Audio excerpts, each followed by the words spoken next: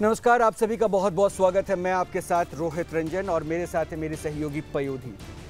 हमारा उद्देश्य बहुत साफ है। हम चाहते हैं कि अंधविश्वास, पाखंड, ढोंग, फरेब, धोखा, अगर किसी भी तरह से इसको बढ़ावा दिया जा रहा है तो हम उसका विरोध करें और हमारे स्तर पर जो हो सके हम उसको बेनकाब करें। इसलिए न्यूज नेशन ने एक मुहिम चलाई, ऑपरेशन पाखंड। इसमें हमने कई ऐसे बाबाओं को बेनकाब किया जिनकी हरकतों को, अब कहिए उनकी हरकतों से यह साफ हुआ कि ये सिर्फ पाखंड का बाजार सजा के रखते हैं। और इसलिए हमने ये कोशिश की कि जो सनातन को समझता है, जो सनातन के बारे में लोगों को सिखाता है, जो सनातन से लोगों को जोड़ता है, हम उनसे भी प्रश्न पूछे कि आखिर सनातन के प्रहरी होने के बावजूद भी इतने माहौल में जो गंदगी फैलाने की कोशिश चल रही है उस पर आप मुखर क्यों नहीं रहते। इसलिए आज हम आपको मिलाएंगे अनिरुद्धाचार्य से महाराज जी से और उनके साथ ये पहलू भी उठाएंगे कि आखिर किस तरह से वो सोशल मीडिया पर तो वायरल रहते ही हैं, अपने कथा वाचन के जरिए किस तरह से लोगों के दिलों में भी राज करते हैं और सीधे सीधे सनातन को भी जोड़ते हैं। उनके बारे में कुछ शब्द पयोधी भी बोलेंगे। पयोधी, बिल्कुल। अनिरुद्धाचार्य महाराज का नाम जब आप सुनते हैं तो उनके लिए हालांकि किसी परिचय की जरूरत नहीं होती है, क्योंकि सोशल मीडिया पर वो अधिकतर छाए रहते हैं। उनकी कही गई हर एक बात सोशल मीडिया पर बार बार आपके सामने आ जाएगी।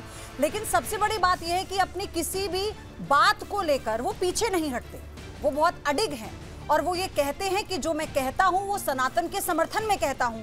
तो आज न्यूज नेशन के स्टूडियो में हमारे साथ मौजूद हैं अनिरुद्धाचार्य महाराज। एक बार जोरदार तालियों से हम चाहेंगे उनका आप स्वागत कीजिए। और चूंकि हमारे ऑपरेशन पाखंड की सीरीज में हमने कई बाबाओं को आपके सामने एक्सपोज कर बेनकाब किया है, तो हम जानेंगे कि अनिरुद्ध आचार्य महाराज उनके बारे में क्या सोचते हैं, जो सनातन के नाम पर, लोगों को ठीक करने के नाम पर पाखंड फैला रहे हैं। क्या वो सही है? इस पहलू पर सबसे पहला प्रश्न जो आज हम महाराज जी आपसे पूछना चाह रहे हैं, हम एक से बढ़कर एक पाखंडियों को भी आपके सामने रखेंगे और उन तस्वीरों को भी दिखाएंगे। ये पाखंडी ऐसे हैं जिन्होंने लोगों को गुमराह कर रखा है। बिल्कुल। एक ऐसे ही बाबा थे, अभी थोड़े दिन पहले हमने देखा था हाथरस में 122 लोगों की जान चली गई चरण रज लेने के लिए, लेकिन वो उनकी समझ नहीं पाए, सुन नहीं पाए, उनकी खैर खबर नहीं लिए। ऐसे पाखंडियों के खिलाफ आप पे इल्जाम है कि आप कभी मुखर नहीं होते, कुछ नहीं बोलते, क्यों? देखिए, पाखंड जहाँ जहाँ है सब जगह से दूर होना चाहिए। हमारे सनातन धर्म में स्पष्टता है, पाखंड की कोई जगह नहीं है। हमारे यहाँ स्पष्ट क्या है कि जो हमें दुख मिल रहा है वो हमारे कर्मों का फल है, वो भोगना पड़ेगा। तो हमें जब अपने कर्मों का फल भोगना पड़ेगा तो आप ईश्वर की शरण में क्यों नहीं जाते? आप किसी व्यक्ति की शरण में जाकर ये क्यों कहते हैं कि आप मेरा दुख दूर कर दीजिए? क्या कोई व्यक्ति आपका दुख दूर कर सकता है? यदि कोई व्यक्ति किसी का दुख दूर कर सकता तो माता सीता पर इतना दुख आया, भगवान राम पर इतना दुख आया और ना जाने कितने भक्तों पर कितना दुख आया, कोई और दूर कर लेता। पर भगवान के भक्तों का दुख दूर कौन कर सकता? कोऊ ना काहू को सुख दुख कर दाता, निज कृत कर्म भोग सब भ्राता।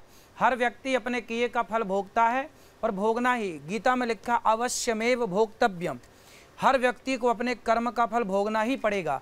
जब भोगना है तो भोगिए और भगवान के आश्रित रहिए, भगवान की शरण में रहोगे तो भगवान कृपा करके, जैसे सुग्रीव का दुख दूर कर दिया, विभीषण का भगवान ने दुख दूर कर दिया, ऐसे ही हमारा और आपका दुख दूर करेंगे।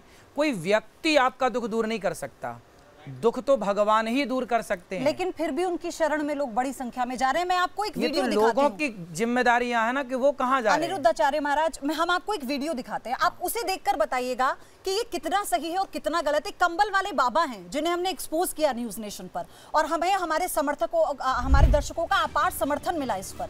आप जरा चलाइए वो वीडियो ताकि हम ये जान पाएं कि अनिरुद्धाचार्य इस पर क्या सोचते हैं। आप देखिए महाराज जी, आप देख रहे होंगे स्क्रीन पर, ये कंबल उड़ाकर कहते हैं कि हर मर्ज की दवा इनके पास है। ये कहते हैं कि ये हर तरह का रोग ठीक कर देते हैं। ये कहते हैं कि ये पोलियो जो होता है बच्चों को, उसे ठीक कर देते हैं। आप देखिए कैसे तड़प रहे हैं दर्द से लोग जो जा रहे हैं। मुझे बताइए कि ये क्या है? ये पाखंड नहीं है तो क्या है? पहले वहां जाके उनसे पूछा जाए कि जो लोग ठीक हो रहे हैं वहाँ जाके आप पड़ताल कीजिए। क्या है, जब तक हम किसी को देखें ना, किसी को जाने ना, तब तक किसी प्रकार से बोलना गलत है। आप पहले वहाँ जाइए, आपकी टीम वहाँ जाके चेक करे, क्योंकि वो तो खुला पंडाल में काम कर रहे हैं ना, तो वो जाके देखें कि वो सही ठीक कर रहे हैं कि वो नहीं कर रहे हैं, ये तो वहाँ जाके पता लगेगा। मैंने कभी देखा नहीं है प्रत्यक्ष रूप से उनको ठीक करते हुए, इसलिए उस पर अच्छा बुरा कहना ये सही नहीं होगा। वो तो आप जाके देखिए और देख के ही पता लगेगा कि वो ठीक, जो पब्लिक ठीक हो रही है उनसे बात की जाए कि भाई आप ठीक हुए क्या, वो अपने आप बताएंगे। अभी यहाँ बैठ के कैसे बताया जाए कि वो ठीक कर रहे हैं कि गलत कर रहे हैं? नहीं, इसमें एक पहलू है जिसको मैं चाहता हूँ समझूं, क्योंकि आप कह रहे हैं कि ठीक है आपने देखा नहीं, हमने देखा, हमने तहकीकात की, हमने बिठा के प्रश्न पूछे और डॉक्टर्स के साथ। अब अगर जन्मजात पोलियो है, लकवा मार दिया है, क्या एक सनातन को, चूंकि आप जानते हैं, आपने कई किताबों को पढ़ा है, इसलिए मैं पूछना चाह रहा था, क्या सनातन में कहीं ऐसा लिखा है, किसी पुस्तक में ऐसा लिखा है, कंबल उड़ाओ, हाथ मचोड़ो वो ठीक हो जाएगा, पाँव मचोड़ो वो चलने लगेगा? क्या ये धोखा नहीं है? क्या ये भ्रम फैलाना नहीं है? गीता में एक श्लोक है, मूकम करोति वाचालम पंगुम लंघयते गिरिम यत कृपा, यहाँ ये ध्यान से सुनिए, यत कृपा तमहम वंदे परमानंदम माधवम। पाखंड तो खत्म होना चाहिए, परंतु गीता में, हमारे शास्त्रों में ये मूक हो ही बाचाल पंगु चढ़ गिरिवर गहन जासु कृपा सुदयाल द्रवहु सकल कलिमल दहन। भगवान कहते हैं कि मूकम करोति वाचालम, यदि भगवान की कृपा हुई तो गूंगा भी बोल सकता है। जैसे ध्रुव जी छोटे से थे पर वो आता जाता कुछ नहीं था, भगवान ने शंख का स्पर्श कराया, सब कुछ आ गया। लंगड़ा भी पहाड़ लांग सकता है यदि भगवान की कृपा है तो भगवान की कृपा है तो सब कुछ संभव है। लेकिन व्यक्ति वो किस तरह से ठीक कर रहे हैं, वहां के लोगों से आपने बात की जो ठीक हो रहे हैं या नहीं ठीक हो रहे हैं। लेकिन आचार्य जी, आपको पता है ये कलयुग में सतयुग, द्वापर और त्रेता में तो बहुत अंतर है, जमीन आसमान का अंतर है। आज विज्ञान को धता बताने वाले ऐसे कई बाबा हैं। जरा अगला वीडियो आप दिखाइए, फिर मैं आपसे जानूंगी। ये फूंक मारकर सही कर देते हैं, ये लोग कैंसर सही करने का दावा कर रहे हैं। वो डॉक्टर जो लगातार इस पर विदेशों में भी जाकर इस पर अध्ययन कर रहे हैं, अनिरुद्ध आचार्य, ये उन्हें धता बता रहे हैं, कह रहे हैं कि आपकी साइंस खराब है तभी लोग हमारे पास आ रहे हैं, हम कैंसर ठीक कर देते हैं। बताइए ऐसा होता है कि? जरा देखिए, फूंक मारते हैं ये जनाब। अब इस फूंक में क्या जादू है? वो पानी अमृत बन जाता है। वो कैसे पानी अमृत, और ये पानी बेच रहे हैं अपना, बताइए आप।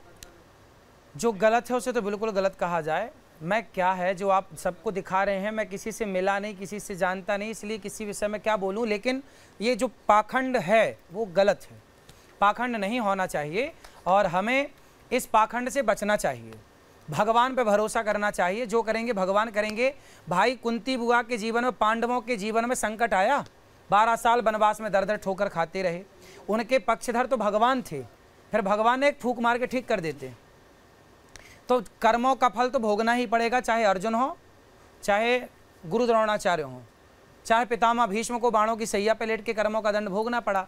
तो कर्मों का दंड तो भोगना पड़ेगा, भगवान ही आपके साथ क्यों ना हो। अर्जुन के साथ थे तो श्री कृष्ण, पर 12 साल का वनवास और 1 वर्ष का अज्ञातवास भोगना पड़ा। इसलिए कोई आपको फूंक मार के ठीक कर देगा, ये तो पाखंड है, ये तो गलत है। गलत है ना, बिल्कुल गलत है। यही हम जो है अब दिखाना चाहते। देखिए हम नहीं चाहते कि हाँ, भगवान की कृपा से वो ठीक हो गया, ये तो सही है, पर मैं फूंक मार के, कोई व्यक्ति फूंक मार के ठीक कर दे वो गलत है। वो गलत है। वही भगवान ठीक कर सकते हैं। आपका तरीका क्या है? लोगों को जोड़ना, अध्यात्म की तरफ जोड़ना, और ये पाखंड की तरफ जुड़ता हुआ नहीं दिखता। ये गलत है। अभी एक वीडियो आपको और दिखाता हूं, एक वीडियो अभी आपको और दिखाता हूं। इनका नाम है वाइब्रेटर बाबा।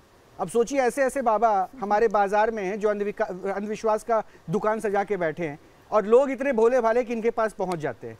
देखिए इनकी एक्टिविटीज, देखिए, ये देखिए ये एक्टिविटी। इन्होंने बकायदा माफी मांगी है दर्शकों से, हमारे दर्शकों से माफी मांगी, और उन्होंने कहा, ये एक्सपोज हो गए थे। हाँ। इन्होंने कहा कि मैं ये छोड़ दूंगा, कभी नहीं करूंगा। अच्छा। ये खौलते हुए तेल में हाथ दिया करते थे और इनके अनुयायी भी हाथ देते थे, भाई जलते नहीं थे, और मुंह धुलते थे उससे अपना, और लोग इन्हें भगवान मानते थे। ये फूल इसलिए चढ़ा रहे थे इन पर। नहीं तो जलते नहीं थे गर्म पानी में। नहीं, क्योंकि उनकी वो टेक्निक हमें पता लग गई, वो साइंस है उसके पीछे। डर गए पुलिस का, हमने डर दिखाया, हमने कहा हम पुलिस लेकर आ रहे हैं, वो डर गए, बोले मैं माफी मांगता हूँ। आप देखिए जरा कैसे कर रहे हो, देखिए। नहीं तो क्या किया था उन्होंने कि गर्म नहीं हो रहा था पानी? केमिकल डाल के अपने केमिकल, उसमें हाथ में केमिकल, उसमें नींबू भी डाल सकते हैं। एक हमारे एक्सपर्ट ने उन्हें एक्सपोज किया बकायदा। अब बताइए इस पे क्या सनातन के ऊपर प्रश्न उठाते हैं? खतरा तो है सनातनों को इन लोगों से, यदि ये गलत कर रहे हैं तो खतरा है। गलत तो गलत ही है। देखो ये तो दिख ही रहा है। इसीलिए हमने ये इल्जाम लगाया कि आप ऐसे पाखंडियों के खिलाफ मुखर नहीं होते हैं। क्यों नहीं, मुखर होते हैं, खूब बोलते हैं। आप लोग पूरी कथा सुनेंगे तो सब पाएंगे। जरा सा मैं क्या बताएंगे। हम तो यही बोलते हैं कि बेटा भगवान ही, हमें भगवान की शरण में जाना चाहिए। और आजकल क्या है, जिनका नाम आप ले रहे हैं, कुछ लोग आगे भी लेंगे, उनमें से कुछ ऐसे हैं जो खुद को ही भगवान मान लेते हैं कि अपनुची भगवान है। जो खुद को भगवान मान लेते हैं वो गलती कर जाते हैं। कोई व्यक्ति कभी भगवान नहीं हो सकता। भगवान भगवान है, हम व्यक्ति व्यक्ति हैं। तो भगवान बनने की कोशिश जिन जिन ने की, वो सब खुद के लिए भी हानिकारक हुआ और समाज के लिए भी पतन का कारण बना।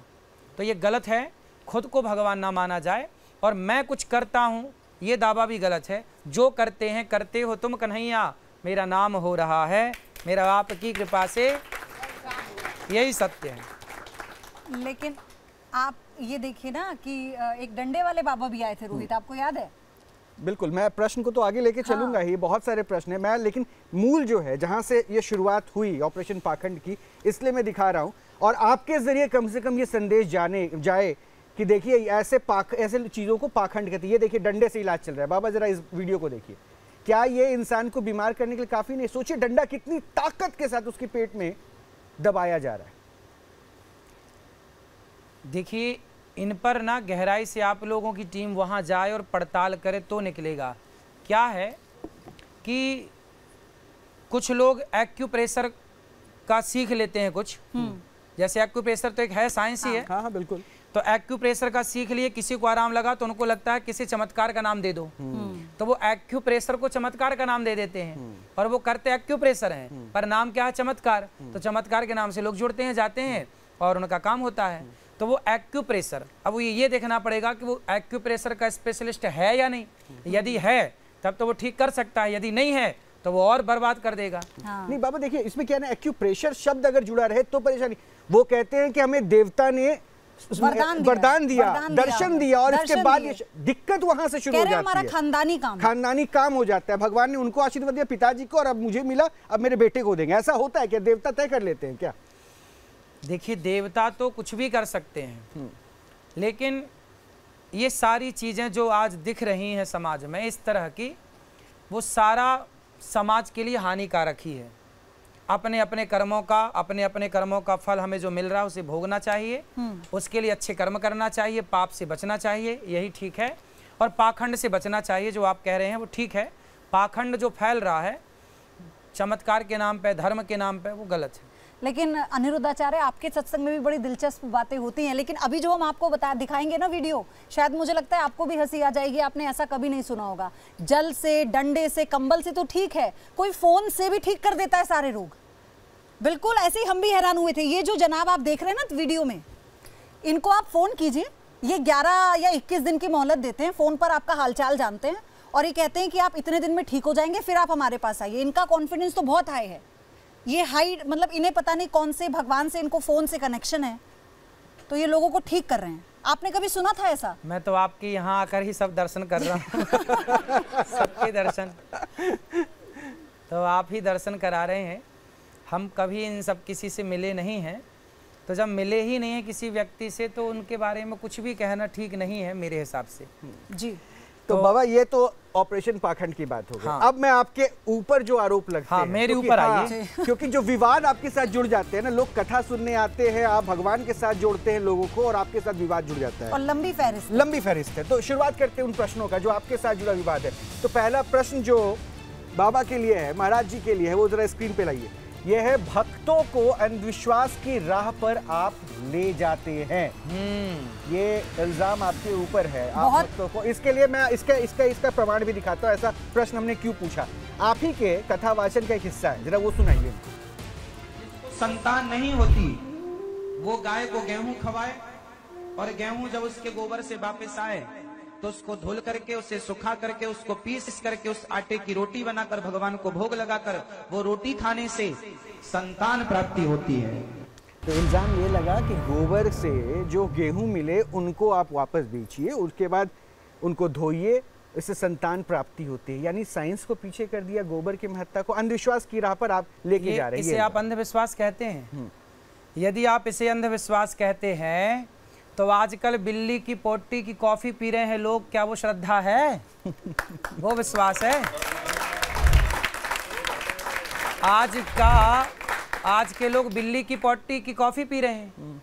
अरे भाई, आप 100 डॉक्टरों को दिखाइए, जब 100 डॉक्टर मना कर दिए कि आपको बेटा नहीं होगा नहीं होगा नहीं होगा, तो मैंने कहा कि दिखाओ डॉक्टरों को, इसके बाद जब तसल्ली हो जाए सारे डॉक्टरों से, फिर आखिरी कर लो।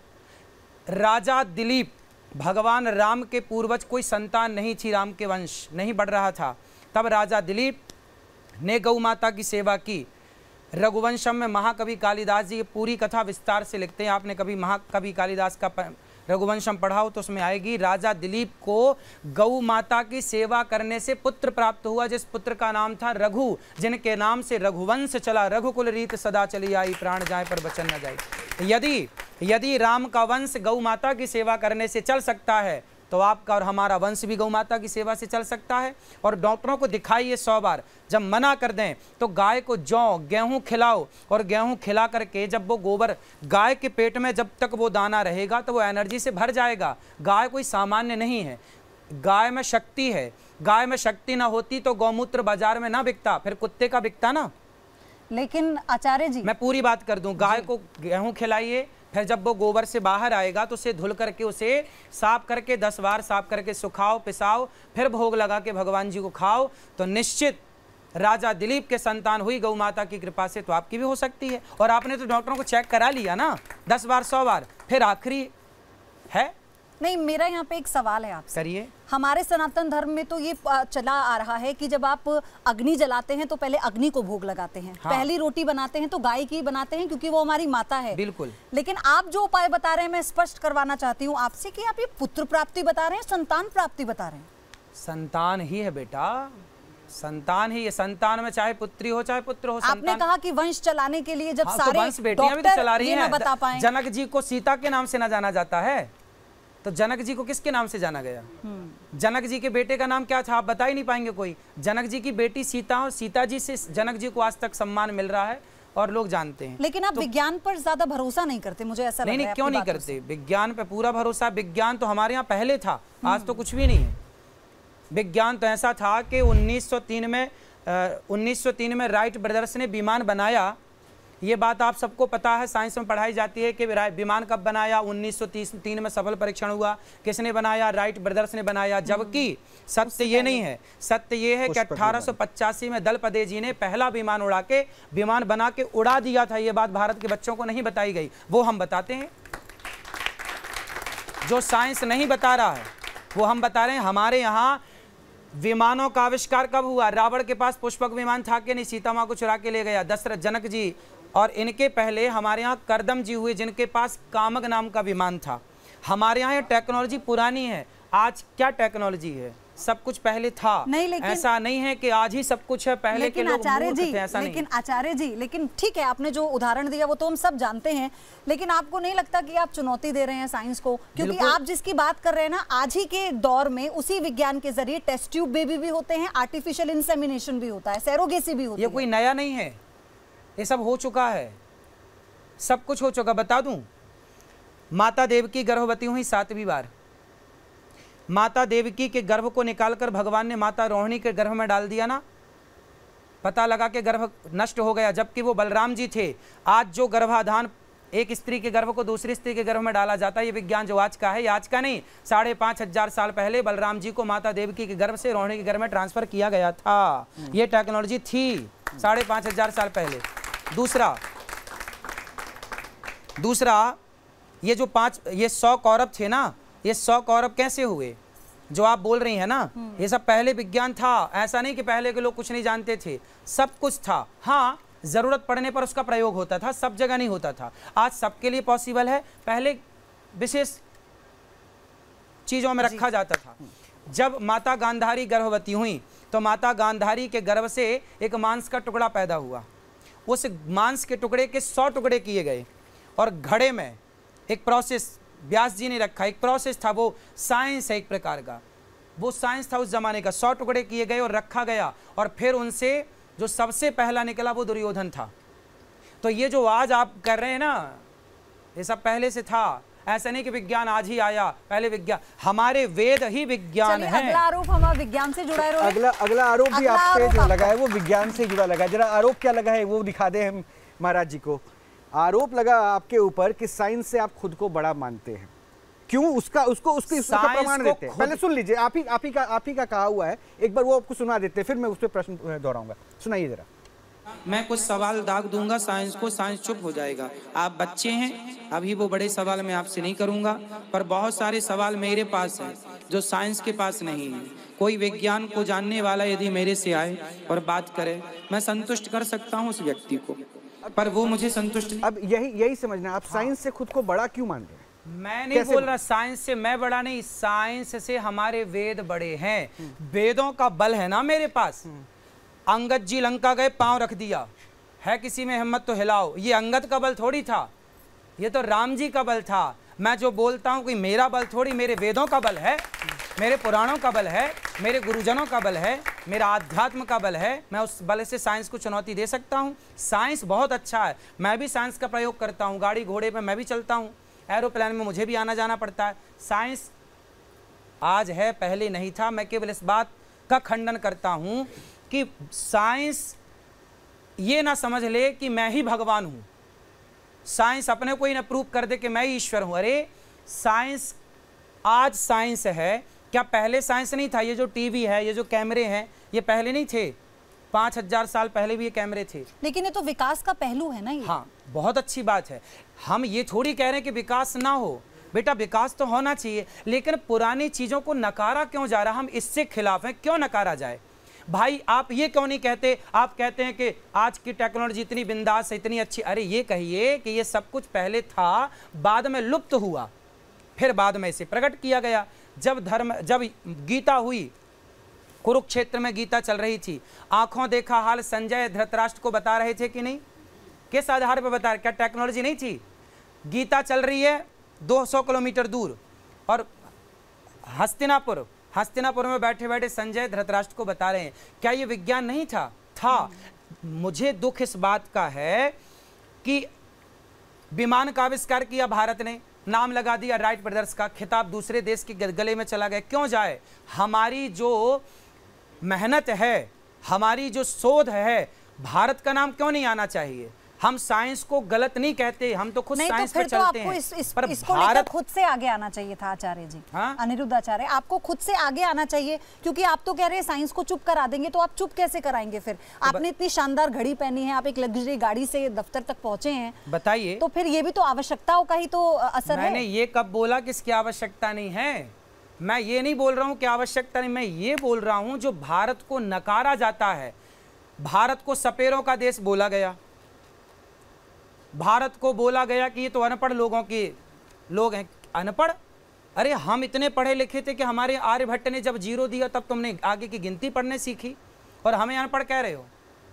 हम केवल इस बात से केवल दुखी हैं कि हमारे देश ने ही दुनिया को विज्ञान की परिभाषा दी, हमारे देश से ही सारी टेक्नोलॉजी गई। आप जिस व्यक्ति ने परमाणु का आविष्कार किया, यूट्यूब पर वीडियो देखिएगा, जिस व्यक्ति ने परमाणु बम का आविष्कार किया उसके यूट्यूब पर जाकर देखिएगा। उसने खुद कहा कि मैं महाभारत को जब मैंने सुना तो महाभारत में ब्रह्मास्त्र नाम का एक अस्त्र था, उस ब्रह्मास्त्र से मैंने प्रेरणा ली कि ऐसा भी हो सकता है। तो महाभारत से प्रेरणा लेकर उन्होंने परमाणु बनाए। तो बताइए वो परमाणु टेक्नोलॉजी कहाँ की कहलाएगी अब? नहीं, वो तो ठीक बात है, लेकिन दूसरी बात, एक बात बस ये है कि आपका जो भी हमने बयान सुना ना, उसमें आपने कहा कि मैं साइंस को चुप करा दूंगा। चलिए आपको चुप कराते हैं। ये बात जो आप अभी कह रहे हैं, ये बात अगर अपने सत्संग में कह देते ना, तो शायद इसका प्रभाव होता। लेकिन देखिए हमारे साथ इतने लोग हैं। हाँ, मैं साइंस के पास पहले जाया जाए, पहले मैं आपको उत्तर दे दूं जी। मैंने कहा कि मेरे पास साइंस से जुड़ी कुछ ऐसी बातें हैं, जो कुछ प्रश्न ऐसे हैं ना बेटा, साइंस के पास उत्तर नहीं है जी। आज गैलेक्सी आकाश गंगा तक साइंस पहुंची है, क्या सब तक पहुंच गई? सारा शोध कर लिया, सारा रिसर्च कर लिया, पर हमारे यहाँ तो कह दिया युग सहस्त्र योजन पर भानु, तुलसीदास जी ने पहले ही सूर्य से पृथ्वी की दूरी बता दी, विज्ञान ने तो आज बताई। हमारे यहाँ तो कह दिया ब्रह्मा मुरारिश त्रिपुरांतकारी भानु शशि भूमि सुतो बुधश्च गुरुश्च शुक्र शनि राहु केतवा। हमारे यहाँ नवग्रह की पहले से बात कह दी गई, तुम आज ग्रह ढूंढ के ला रहे हो। चलो, आप जिंदा हैं? हाँ या ना? बिल्कुल। अब ये बताइए, आप जिंदा हैं किसके बल पर? साइंस क्या कहता है कि आपके शरीर में कौन सा क्या है कि आप जिंदा हैं? मैं हष्ट पुष्ट हूँ? नहीं, आपका दिल, आपका हृदय, हार्ट जो है ना वो काम कर रहा है। आपका हार्ट काम करता है तो आप एक्टिव हैं, आप जिंदा हैं। अच्छा ये बताइए, आप मानते हैं ना कि हार्ट के कारण पूरा शरीर एक्टिव है? हार्ट यदि चला जाए तो मर जाएगा आदमी। हार्ट अटैक क्या है? हार्ट काम करना बंद कर दे। अरे हार्ट काम करता है तो शरीर एक्टिव है। अब आप बताइए कि जब हार्ट काम करता है तो शरीर जिंदा है, तो हार्ट किसकी शक्ति, किसके बल से काम करता है? हार्ट की शक्ति से तो शरीर काम करता है। अब हार्ट को एनर्जी कहाँ से मिलती है आप बताइए? वो तो ब्लड से मिल रही है ना, ब्लड के फ्लो से। ब्लड तो उससे आगे पंपिंग करके जा रहा है ना। तो आप बता दीजिए ना, ज्ञान तो फिर वही तो, ये प्रश्न विज्ञान के पास नहीं है। विज्ञान इसमें चुप है। अभी ये रिसर्च का विषय है, रिसर्च चल रही है इस पर। वही मैंने बोला कि बेटा, आपका ज्ञान इस पर क्या कहता है? मेरा विज्ञान कहता है कि वो जो हार्ट पंपिंग कर रहा है वह ईश्वर की शक्ति है। ईश्वर की शक्ति से हार्ट काम करता है। वो ईश्वर की शक्ति बंद हो जाए तो आदमी मर जाता है। इन्हीं बातों से तो आपको सोशल मीडिया पर लोग जानते हैं। ऐसी ही तो बातें हैं जिससे सोशल मीडिया पर लोग मुरीद हुए हैं। आपका एक वीडियो देखिए जरा कैसे चलता है, अगर एक सामने आता है। अच्छा, हमारे साथ कुछ वरिष्ठ भी यहाँ पर मौजूद हैं ऑडियंस में। हाँ। और हमारे साथ कुछ युवा भी हैं, तो उनका कुछ सवाल है साइंस से जुड़ा हुआ। रोहित, पहले मैं सवाल ले लेती हूँ, फिर अगले आरोप पर आप जाइएगा। किसको लेना है सवाल, बताइए। साइंस की जैसे अभी बात हुई तो हम सब ने एक रामायण देखी है, उसमें एक किस्सा आता है जिसमें हनुमान जी जब लंका दहन करके वापस आ रहे होते हैं तो उनके एक पसीने की बूंद एक मछली के मुख में चली जाती है, जिससे वो मछली गर्भवती हो जाती है और मकरध्वज नाम से उनका पुत्र होता है। एक तरफ हमारे पुराण में लिखा है हनुमान जी ब्रह्मचारी हैं, दूसरी तरफ एक पुत्र है उनका जो कि उनकी पसीने की बूंद से हो गया। तो इस चीज़ को कैसे जस्टिफाई कर सकते हैं साइंस? बेटा देखिए, वो हनुमान जी हैं। हनुमान जी साक्षात शंकर जी हैं। कर्तुम अकर्तुम अन्यथा कर्तुम सर्व सामर्थ्य। हम इंसान की शक्तियां सीमित हैं, भगवान असीम हैं। इसलिए भगवान हनुमान जी के पसीने से मकरध्वज पैदा हो गया, इसमें कोई आश्चर्य नहीं है। नाले में हम डुबकी नहीं लगा सकते, लेकिन वही नाला जब गंगा जी में जाकर के मिलता है तो वही नाला गंगा में मिलकर पवित्र हो जाता है, शुद्ध हो जाता है। नाले को हम शुद्ध नहीं कर सकते, पर गंगा की सामर्थ्य शुद्ध करने की। उसी प्रकार हनुमान जी की सामर्थ्य है कि उनके एक पसीने की बूंद से अनेक बेटा हो सकते हैं। क्या बात है, हनुमान जी तो सर्वसामर्थ्य। वो ब्रह्मचारी रहे या नहीं रहे? ब्रह्मचारी हैं तो भाई, ब्रह्मचर्य भंग तो नहीं हुआ ना, बात पसीने की है ना भाई। उनका ब्रह्मचर्य तो नष्ट नहीं हुआ, ब्रह्मचर्य तो बना है, पसीने की बूंद से ना पैदा हुए मकरध्वज।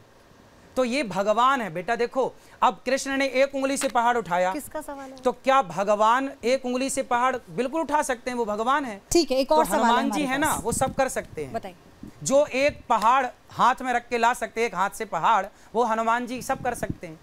आपने अभी कहा था कि हृदय जैसे काम करता है तो उसकी अभी शोध चल रहा है, लेकिन विज्ञान तो इस चीज़ को स्पष्ट बता देता है कि हृदय के अंदर जो कोशिकाएं होती है, रक्त कोशिकाएं, उन्हीं से हृदय को शक्ति मिलती है चलने की, और उसी से फिर वो रक्त के संचार को शरीर के अंदर करता है। ये चीज़ तो विज्ञान आपको एक्सप्लेन कर चुका है, लेकिन इसमें फिर अभी बहुत सारी बाकी हैं बातें बेटा। अभी वो कोशिकाओं में कहाँ से शक्ति आ रही है, वो कैसे, वो सारा पार्ट ईश्वर की शक्ति से जाके जुड़ेगा अंत में।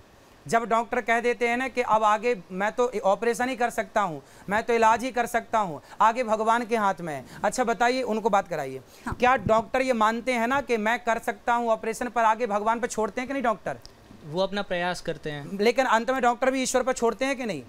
उम्मीद तो सभी को रहती है। हाँ, तो मतलब कोई ईश्वर है ना जो डॉक्टरों से भी ऊंचा है। उसी भगवान से तो हम कह रहे हैं कि हृदय चल रहा है, हम चल रहे हैं, तुम चल रहे हो। आत्मा है, मैं तो ये मानता हूँ आत्मा है, आत्मा से हमारे शरीर को जो है शक्ति मिलती है। हाँ, हृदय उससे चल रहा है। हाँ, तो आत्मा एक एनर्जी है, एक शक्ति है। वो शक्ति उस हृदय को पूरी, अब जैसे आंखों को देखने की ताकत कहाँ से आ रही है, कानों को सुनने की ताकत कहाँ से आ रही है, आपके शब्द कहाँ से निकल रहे हैं, जो आप बोल रहे हैं कहाँ से शब्द निकल रहा है? ऑर्गन से, हमारी बॉडी है ना। वो सारी शक्तियां कहाँ से आ रही हैं? वो सारी शक्तियां आत्मा से आ रही हैं, और आत्मा ईश्वर का अंश है, ईश्वर अंश जीव अविनाशी। तो वो कुल मिला के जब घूम फिर के जाओगे, कान यहाँ से पकड़ो, यहाँ से वो आएगा, ईश्वर की लेकिन अदालत इससे से। एक बात तो मुझे समझ में आती है कि आप फिर साइंस के साथ, विज्ञान के साथ एक बड़ा योगदान दे सकते हैं, क्योंकि आप जिस तरह से बात कर रहे हैं तो हमारे वैज्ञानिकों को मदद मिलेगी। आपको नहीं लगता कि बिल्कुल आपका मिलेगी, सहयोग बिल्कुल बहुत मिलेगी। जरूरी वेद हो गया? पढ़ें वैज्ञानिक तो अपने आप उनको मदद मिल जाएगी। अपना सवाल लीजिए। मैं आचार्य जी के साथ हूँ। साइंस भी गॉड पार्टिकल को मान चुका है। हाँ, आज इलेक्ट्रॉन प्रोटॉन तो लोग पढ़ते हैं कि इसमें इतने इलेक्ट्रॉन इतने प्रोटॉन। अब इलेक्ट्रॉन के अंदर क्या है, तो गॉड पार्टिकल वो एक्सेप्ट कर चुके हैं कि गॉड पार्टिकल है। सनातन पहले से करता है, कण कण में भगवान है। अब साइंस भी कहता है हर कण में भगवान है। वो उनकी समझ में नहीं आया, बट दे एक्सेप्टेड कि गॉड पार्टिकल है। दूसरी बात हो रही थी गाय की। मैं बताता हूँ, गाय के ऊपर पूरा शोध हो रहा है। 200 करोड़ का एक केंद्र खुल चुका है मथुरा में, जो संघ के साथ खुला है। उन्होंने प्रूव कर दिया है, अगर आप गाय को जहर खिलाते हो तो जहर दूध में नहीं आता, जहर पेशाब में भी नहीं आता, जहर जो है उसका गोबर में भी नहीं आता, वो सारा उसके गले में एकत्रित हो जाता है। ये 6 महीने का शोध हो चुका है। अब उसके हर चीज़ के ऊपर शोध होकर के हमारे सामने आ रहा है। गाय के ऊपर हमारी शोध नहीं हुई। गाय का जो कुबड़, गाय का मतलब या दूसरी गाय नहीं है, मेरी गाय का मतलब है देसी गाय जिसका कुबड़ होता है। वो उस कुबड़ का डायरेक्ट कनेक्शन है सन के साथ। अगर हमारे घर पे गाय है और मैं बीमार हूँ और मैं रोज गाय को कहता हूँ, अगर हाथ लगाता हूँ, मेरे अंदर क्या बीमारी है ये गाय सेंस करती है और वैसा ही घास वो चर के आती है। जो हम देसी गाय के दूध और घी की बात करते हैं, गाय के दूध को लेकर, उसकी किसी वो भी साइंस चीज है। को लेकर, हाँ, उसकी उपयोगिता पर तो मैं कोई आपको सवाल ही बता नहीं है ना। नहीं बाद उसको में उस पे सवाल हम ही लोग नहीं है करेंगे। ना। पहले बाबा को उसी पर बाबा से हमारे- प्रश्न है, उसी पर। बाबा से अगला- प्रश्न अगला- ठीक है, बाबा से हाँ। प्रश्न, बाबा को यहाँ पे जवाब देना है। मैंने आपके तर्कों को ले लिया, साइंस से connect ठीक है, कर हो रहा गया। जी, जी। वो बताएंगे वो रोहित, तमाम अगला- चीजें। अगला आरोप मैं अगले आरोप पे आ रहा हूँ। बाबा के ऊपर जो अगला आरोप है मैं उसके ऊपर आ रहा हूँ, क्योंकि इस आरोप में ये बताया जा रहा है कि आप गलत सूचना फैलाते, क्योंकि साइंस के ऊपर तो एक विवाद आपका रहा। अगला आरोप जो बाबा के ऊपर है, जरा महाराज जी के ऊपर है, वो लाइए। सुर्खियों में रहने के लिए आप विवादित बयान देते हैं, आप जान के कुछ ऐसी बातें कहते हैं जिससे विवाद हो और आप सोशल मीडिया बज़ में रहें, स्टार बने रहें, इंस्टाग्राम पे आपके रील्स वायरल हो, यूट्यूब पे आपके वीडियो ज़्यादा देखे जाए। किसकी वजह भी बता रहा हूँ, सुनिए जरा एक बात। एक आदमी हमसे बोला कि महाराज जी आप लोग गाय को माता कहते हो तो भैंस को बुआ कह सकते हो आप लोग। उसने कहा महाराज जी दूध गाय भी देती है, दूध भैंस भी देती है। हमने उससे कहा बेटा ये बताओ, मैंने कहा दूध तो देती है पर तुमने क्यों पिया है?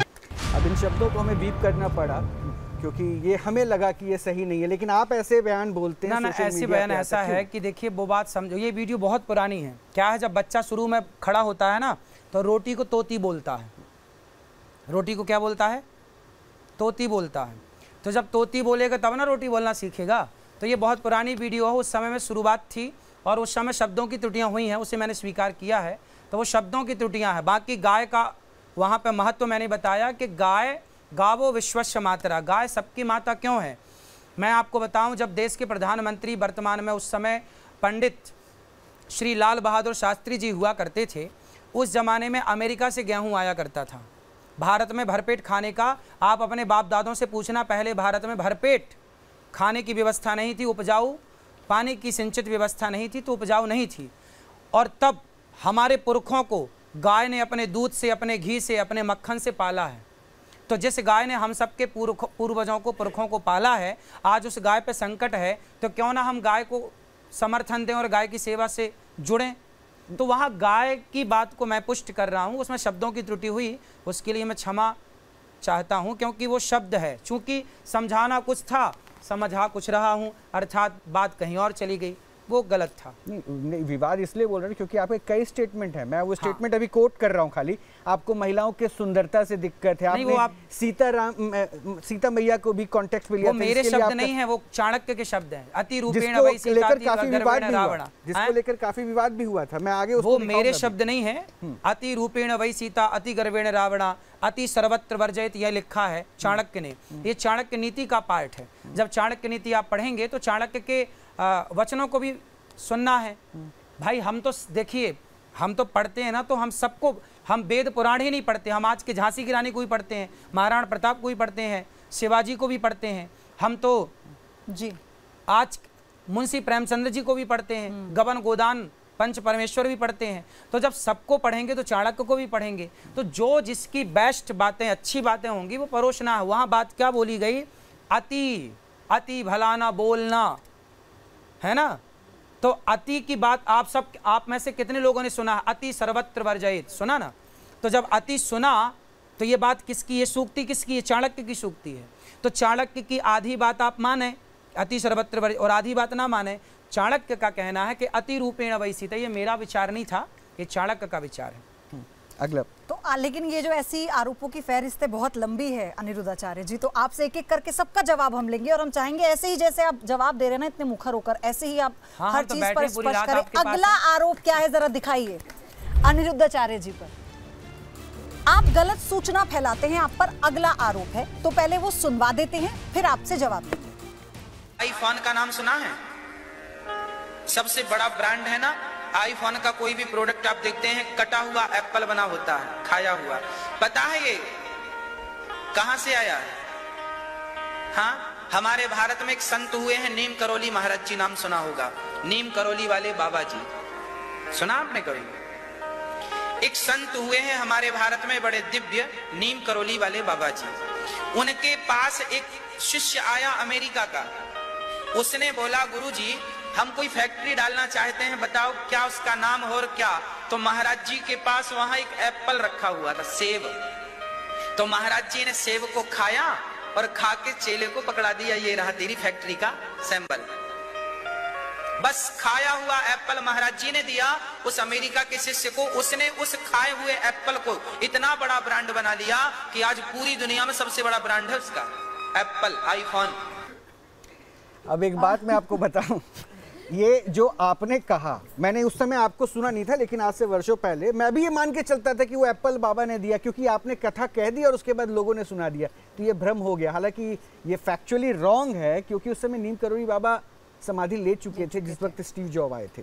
तो ये मानते हैं ना कि गलत सूचना का प्रसार हो गया आपके जरिए? अच्छा, मैं गलत बोलूं तो आप बोलेंगे गलत हो गया, और जो बड़े बड़े सुपर डुपर स्टार कह रहे हैं दाने दाने में केसर का दम, क्या ये सही है? बिल्कुल गलत है, बिल्कुल गलत है। हमने कब उसको एडमिट किया? वो गलत बोले, दाने दाने में केसर। गुटखा बेच रहे हैं, गुटखा। मैंने तो संतों को प्रमोट करने के लिए संतों की बात कही कि भाई आखिर स्टीव जॉब्स बाद में आया, आखिर आया ना, मिलने आया ना, संतों का दर्शन किया ना, वो बात चली, ये बात सही नहीं है। चूंकि मैंने किसी से सुनी थी वो बात गलत थी, जो सुनी मैंने सुनाई।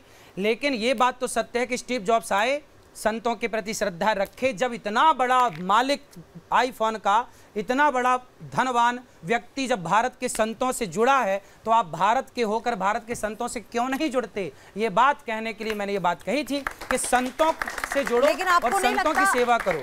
आपको नहीं लगता कि ये जो उदाहरण था, संदर्भ था, ये गलत हो गया? क्योंकि कहाँ टीवी के कलाकार और कहाँ आप जब आप जैसे संत कथा पढ़ते हैं, कथा कहते हैं, तो आप सोचिए ना कि लाखों लोग आते हैं। उससे नुकसान किसका है? गुटखा खाने से तो सबका नुकसान है। मैंने ये बात कह भी दी तो किसका नुकसान हुआ? चलिए हम पूछ लेते हैं, हमारे साथ ये ऑडियंस मौजूद है यहाँ पर। जी, आपको लगता है कि ये बात कहनी चाहिए थी या नहीं कहनी चाहिए थी? देखिए, सबसे पहले गुरु जी को प्रणाम करती हूँ और श्रीमन नारायण, राधे राधे। और हम सब जुड़े हैं आपसे, हर कथा को सुनते हैं। गुटखा तो बहुत ही गंदा है, ये बात तो है। मैंने सुना है उसमें शीशा मिलाया जाता है, शीशे का पाउडर, और ख़ास करके छोटे छोटे बच्चे 1-1, 2-2 रुपये का चीज़ खाते हैं। बहुत गलत है, बहुत गलत है। मैं तो इस चीज़ को बहुत, इसका मैं निंदा करती हूँ। बिल्कुल।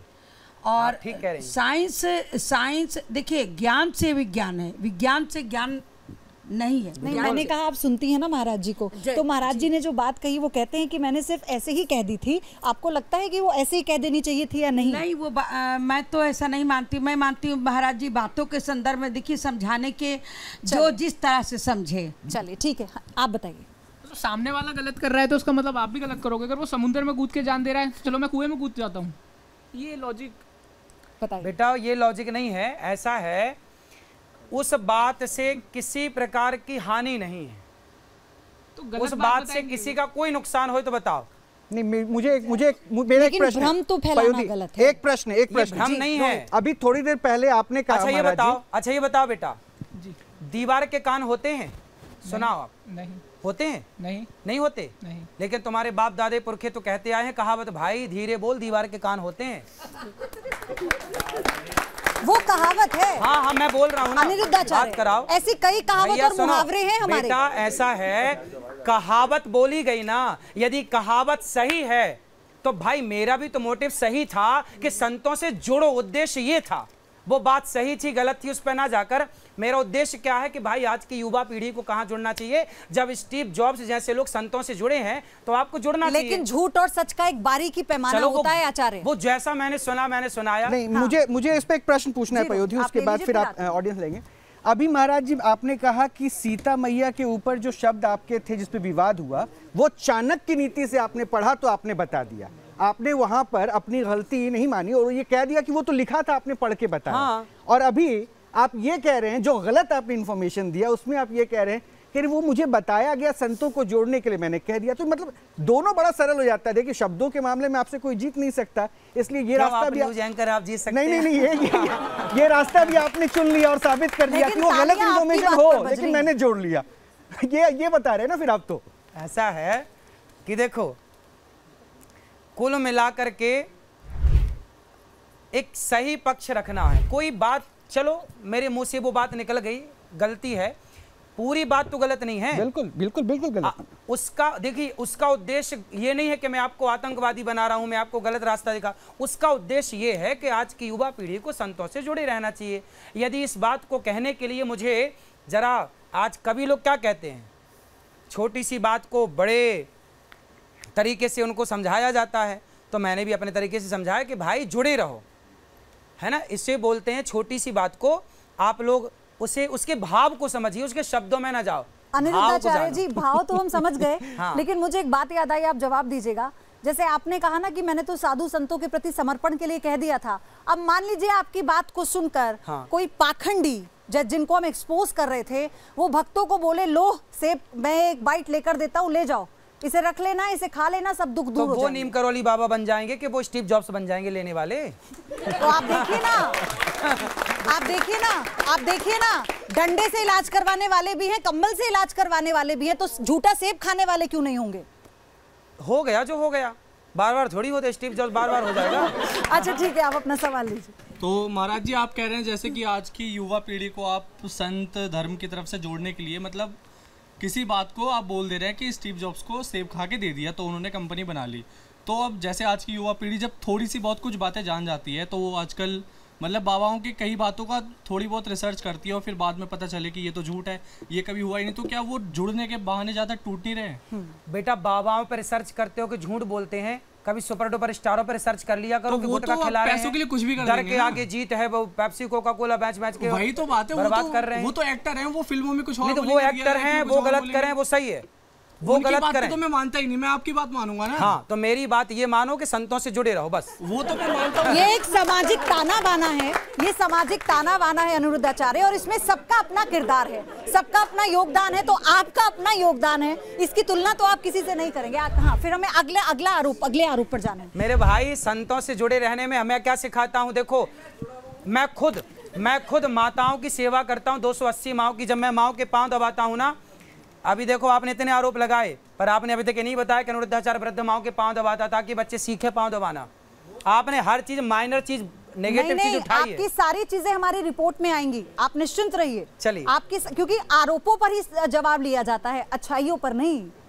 अच्छाइयों को तो फॉलो किया जाता है। चलिए एक बात बताइए, आपकी अच्छाई को अगर हम गाएं तो मुझे लगता है ये कहना बेईमानी होगी कि इतने लोग यहाँ बैठकर तालियां सिर्फ आपको बजाने के लिए कह रहे हैं, आप आए तो आपके साथ तस्वीर खिंचाने के लिए कह रहे हैं, तो अच्छाई तो आपकी आगे चल रही है। हम तो वो जो पीछे बुराई है वो कहीं पीछे छूट जाए, हम उसको सामने लाने की कोशिश कर रहे हैं। फिर आप दूसरा आरोप लीजिएगा। जी, इस बात में मैं अनिरुद्धाचार्य जी के साथ इनका समर्थन करती हूँ, क्योंकि इनका जो उद्देश्य था बहुत अच्छा है हमारे, क्योंकि इनका काम ही सनातन हमारी सभ्यता का, हमारे धर्म का प्रचार करना है और उसका साथ देना है। लाजपत जी ने, केसरी जी ने गणेश चतुर्थी, गणेश पूजा का आयोजन किया महाराष्ट्र में। उनका उद्देश्य था कि अंग्रेजों से हमारे देश की रक्षा करना। उन्होंने कहा कि इसी समय पर शाम को, सुबह को आप सब एकत्रित हुइए और हम गणेश पूजा करेंगे। और वो उस गणेश पूजा में हमारे जो क्रांतिकारियों को इकट्ठा करने के बाद में ये योजना बनाते थे कि हमारा देश किस तरह से आज़ाद होगा। वो एक अच्छी शुरुआत हुई और उसी शुरुआत को आज भी हम फॉलो कर रहे हैं। आप देख रहे हैं ना, आप युवा हैं, लेकिन युवा युवाओं को आपसे कई सारे प्रश्न हैं, हालांकि लेकिन आपके जो ये समर्थक बैठे हैं वो आपकी हर बात से इत्तेफाक रखते हैं। जी, प्रश्न पूछिए, आप प्रश्न पूछूंगी। एक बात बताइए महाराज जी, आप पूरा समर्थन करते हैं सनातन सभ्यता को आगे बढ़ाने के लिए, आप हर तरह का प्रयास करते हैं, लेकिन अभी एक फिल्म आई थी जुनैद खान की फिल्म आई थी, हो सकता है मेरे यहाँ पे सब भाई बहनों ने वो देखी होगी। उसमें एक मतलब इतनी हमारी कुप्रथा दिखा रखी है हमारे जो धर्म के प्रति कि एक चरण सेवा होती है और चरण सेवा के लिए स्त्रियों को एक महाराज के पास जाना पड़ता है। तो उस फिल्म पे इतनी गलत हुई, तो आप कभी ऐसे चीजों पर आप आवाज नहीं उठाते? खूब उठाते हैं आवाज, हम तो कह ही रहे हैं, हम तो खूब उठाते हैं, आप देखिएगा खूब। उस आवाज उठाने के लिए आपने एफआईआर कराया, आपने क्या कराया उन पर? क्योंकि अगर आप मेरे कहने से उस फिल्म को देखिए और फिर ये देखिए कि आप हमारे सनातन धर्म के लिए क्या कर रहे हैं। अगर उस फिल्म को देखने के बाद में आपने नहीं देखा या किसी भी समर्थक ने आपसे नहीं कहा, तो आप हर तरह की जिम्मेदारी की बात लोग कर रहे हैं। मैं क्या है पिक्चरें कम देखता हूँ, कम क्या देखते ही नहीं हो, तो मुझे पता ही नहीं कि क्या पिक्चरें चल रही हैं। मैं तो ये जानता हूँ कि अश्लील हैं सारी पिक्चरें लगभग। इस पर भी हम आएंगे। रोहित, अगला आरोप हम ले लेते हैं। तो वैसे तो बाबा को अभी महाराज जी को आरोपों से अभी शिकायत हुई, लेकिन मैंने बताया कि आरोप इसलिए क्योंकि सोशल मीडिया पर आप रहते हैं तो कुछ विवाद जुड़ जाता है, लेकिन आरोप के सिलसिले को मैं थमने नहीं दूंगा। अभी आरोप और जो है वो आपके सामने लेकिन आप हमें तैयार लग रहे हैं एकदम हर जवाब के लिए। ये हैं, हाँ। ये मैंने क्या कहा कि ये इतने पॉजिटिव हैं कि हर आरोप का सामना बड़ी पॉजिटिवली कर रहे हैं और बता भी रहे हैं, और ये जरूरी है, कम से कम वो आरोप है तो उस पर क्लियरिटी सबके सामने आनी चाहिए। तो अगला आरोप लाइए, बाबा के ऊपर क्या लगाए? तथ्यों को तोड़ मरोड़ कर पेश करते हैं। महाराज जी, तथ्यों को, फैक्ट्स जो होते हैं उनको आप अपने हिसाब से मोल्ड कर देते हैं, क्यों? तो एक बार वो भी सुन लेते हैं। भागवत जी के अष्टम स्कंद के 10वें अध्याय में लोग कहते हैं भागवत जी में राधा का नाम नहीं है, राधा का नाम नहीं है। ये लोग गलत कहते हैं, जो भी कहता है गलत कहते हैं। लिखा हुआ है, मैं आपको श्लोक दिखा रहा हूँ। भागवत जी के 8वें स्कंद के 10वें अध्याय में श्लोक नंबर 40 है, लिखा है उद्यतायुध दौरदंडई राधावंतो भटान मृधे। आधावंत है, आधावंत में दौड़ते हुए या संधि हो गई है। क्या है महाराज जी, जरा इस पे बताएंगे क्या तथ्यों को तोड़ मरोड़? क्योंकि अभी हमने थोड़ी दिन पहले तथ्यों को तोड़ मरोड़ के नहीं बताया जाता, आप स्पष्ट जानिएगा। ये शास्त्रों की चर्चा है, बहुत गहन है, बहुत गंभीर है। आपको मैं बताऊं राधा कौन है, तो पुराणों में मिलता है कि जैसे हमारी आत्मा कौन है, हमारी आत्मा है परमात्मा, ईश्वर अंश जीव अविनाशी। हमारी आत्मा कौन है? ईश्वर का अंश है। तो जब हमारी आत्मा ईश्वर का अंश है तो सवाल खड़ा हुआ कि फिर कृष्ण की आत्मा कौन है, क्योंकि हमारी आत्मा तो परमात्मा है, तो परमात्मा की आत्मा कौन है? तो भागवत जी में आया, पुराणों में, अन्य पुराणों में आया कि कृष्ण की आत्मा का नाम ही राधा है। ये प्रमाण है, लिखा हुआ। कृष्ण की आत्मा कौन है? ये तो प्रेम का भाव हो गया ना, लिखा है, प्रेम रैम से नहीं, स्पष्ट लिखित में प्रमाण है। राधा कौन है? कृष्ण की आत्मा। अब बताइए कि भागवत में जिन कृष्ण का वर्णन है वो बिना आत्मा वाले कृष्ण का वर्णन है या आत्मा वाले कृष्ण का वर्णन है? आत्मा वाले कृष्ण का वर्णन है। तो जहां कृष्ण है वहां उनकी आत्मा है, मतलब वहां उनकी राधा है, और वहां लिखा है राधावंतो भटान मृधे। और एक बात और समझ लीजिए शास्त्रों की, शास्त्र को समझने के लिए क्या चाहिए? भावग्राही जनार्दना। बच्चा तोती कहता है, तोती, तो समझा तो रोटी ही जाता है ना। मम कहता है मम, पप्पा दे दो पप्पा, तो वो समझा तो पानी ही जाता है ना। मैं पप्पा कहूँ, मम कहूँ, पर समझा क्या जाएगा? पानी। जब मैं तोती कहूंगा तो समझा क्या जाएगा? हाँ। तो भागवत जी में जहां जहां श्री शब्द आया है, भागवत जी में जहां जहां लक्ष्मी शब्द आया है, वहां पर राधा जी के लिए ही आया है। लिखा है अनया राधितो नूनम, यहाँ राधा। आचार्य जी, अगर बच्चा मम कह रहा है तो उसे पानी चाहिए, ये माँ से ज्यादा कोई नहीं समझता। परिवार के कई सदस्य हैं जो माँ को बुलाते हैं, कहते हैं बताओ जरा क्या मांग रहा है वो। आपके आधुनिक युग में भले ना समझे, पुराने जमाने मम का मतलब सब समझते। आप तो आधुनिक युग के आचार्य हैं। अगर आपकी बातों में इस तरह की तुष्टियां हुई तो फिर कैसे होगा? देखिए, त्रुटियां नहीं है, वो गंभीर विषय है। आप भागवत जी के बारे में जानती हैं, जब भगवान श्री कृष्ण रासलीला रचाए जब भगवान श्री कृष्ण रासलीला रचाए तो क्या हुआ, भगवान श्री कृष्ण गोपियों को लेकर के, राधा रानी को लेकर अंतर्धान हो गए, चले गए। जिस सखी को लेकर के भगवान श्री कृष्ण रास से अंतर्धान हुए थे, गए थे, वो सखी कौन थी? लिखा है अनया राधितो नूनम, वहाँ राधा ही है। भागवत जी में राधा शब्द, भागवत जी में राधा है, रास पंचाध्यायी में ये बात मैंने पुष्ट की। और वहाँ लिखा है, देखो वहाँ पर क्या है, उद्यतायुध दौर दंडई राधा वंतो भटान मृदे, लिखा तो है राधा। अब जिसको पाठ करेंगे तो राधा ही आएगा, पर वहाँ व्याख्या में आधावंतो हो जाएगा, पर उच्चारण में तो राधा लिखा है, उच्चारण तो राधा ही होगा। जब उसकी व्याख्या करेंगे, संधि विच्छेद करेंगे तो वो आधा हो जाएगा, पर उच्चारण में तो राधा है। इसलिए वहाँ पर जो है, वहाँ भागवत जी में मेरी दृष्टि, कोई माने ना माने, ये देखो उनके विचार हैं कि वो नहीं मानते, आपके विचार हैं कि आप भागवत जी में राधा माने या ना माने, ये आपकी स्वतंत्रता।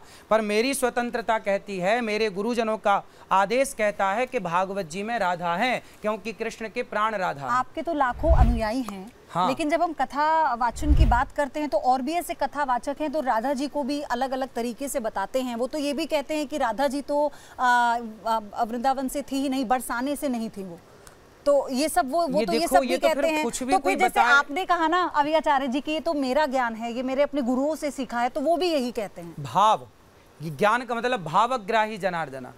भागवत जी में भगवान श्री कृष्ण ने पूतना को देखकर आंखें बंद कर ली, तो उसमें लिखा नहीं है कि क्यों आंखें बंद कर ली, संतों ने अपने अपने भाव दिए कि इसलिए आंखें बंद कर ली, क्योंकि भगवान को लगा कि ये पूतना है, जहर भर के लाई है, चलो आंख बंद करके शिव जी का ध्यान कर लें। भगवान ने आंखें इसलिए बंद कर ली क्योंकि पूतना का तन सुंदर है, मन सुंदर नहीं है, इसलिए भगवान को लगा जिसका तन सुंदर है, मन सुंदर नहीं है, मैं क्यों देखूं। तो ये भाव है। शबरी के बेर खाए भगवान, तो वहाँ शबरी के व्यवहार के भूखे थोड़ी थे भगवान, भाव के भूखे थे। दुर्योधन की मेवा त्यागी और साग विदुर घर खाई, दुर्योधन के 56 भोग त्याग दिए और विदुरानी के छिलके खाए। तो यदि भगवान भाव से छिलके स्वीकार करते हैं तो ये सब भाव की बातें हैं ना भाई। कोई भाव से कृष्ण को चारों तरफ देखे, कोई भाव से भगवान को केवल मंदिर में देखे, तो मैंने भाव से राधा को भागवत जी में देखा, इसमें क्या बुराई है? नहीं, कोई बुराई नहीं है। मुझे तो लगता है कि भाव ही है, भाव ही है। तो मैं मानता हूँ कि यहाँ भी ईश्वर है। बिल्कुल, आपके शब्दों से भी मुझे हो सकता है कि ईश्वर के करीब जाने का मौका मिल रहा हो। लेकिन एक बात है, मैं प्रश्नों के सिलसिले को जो आरोप लग रहा है ना, मैं उसको अभी थोड़ी देर के लिए छोड़ता हूँ, क्योंकि मैं जिस पहलू पर आ रहा हूँ उस पर आपका ध्यान और आपके जरिए शब्दों का निकलना बहुत ज़रूरी है। क्या वाकई ऐसे समय में जहाँ हम हैं, सनातन खतरे में है क्या? हिंदू खतरे में है क्या? इसके पीछे तथ्य है, बांग्लादेश में जो हो रहा है वो भी है। क्या वाकई सनातन को संभालने की जरूरत है? अगर है तो वो जिम्मेदारी किसकी है? पाकिस्तान से सारे हिंदू खदेड़ दिए गए, बांग्लादेश से सारे हिंदू खदेड़ दिए गए, कश्मीर से सारे हिंदू खदेड़ दिए गए। आज हिंदू अपनी सुरक्षा चाहता है, हिंदू अपना भला चाहता है, तो शास्त्र के साथ शस्त्र की विद्या भी आनी चाहिए। अपनी बेटियों को झांसी की रानी बनाओ और अपने बेटों को शिवाजी बनाओ। यदि नहीं बनाए तो ये बेटियां और ये बेटे आपस में आने वाले समय में मरने के लिए तैयार रहिएगा, क्योंकि कश्मीर से खदेड़े गए तो दिल्ली बंबई में आके बसे। जिस दिन भारत से खदेड़े जाओगे, कहाँ जाओगे? क्या बांग्लादेश और पाकिस्तान इसका उदाहरण नहीं है? इसलिए आज हमारे भगवान ने गीता सुनाई अर्जुन को, गीता के ज्ञान की जरूरत थी। यदि आप गीता से समझें तो मैं आपको गीता समझाऊं, लेकिन आप गीता से नहीं समझेंगे तो सुदर्शन चक्र तो श्री कृष्ण को भी उठाना पड़ा।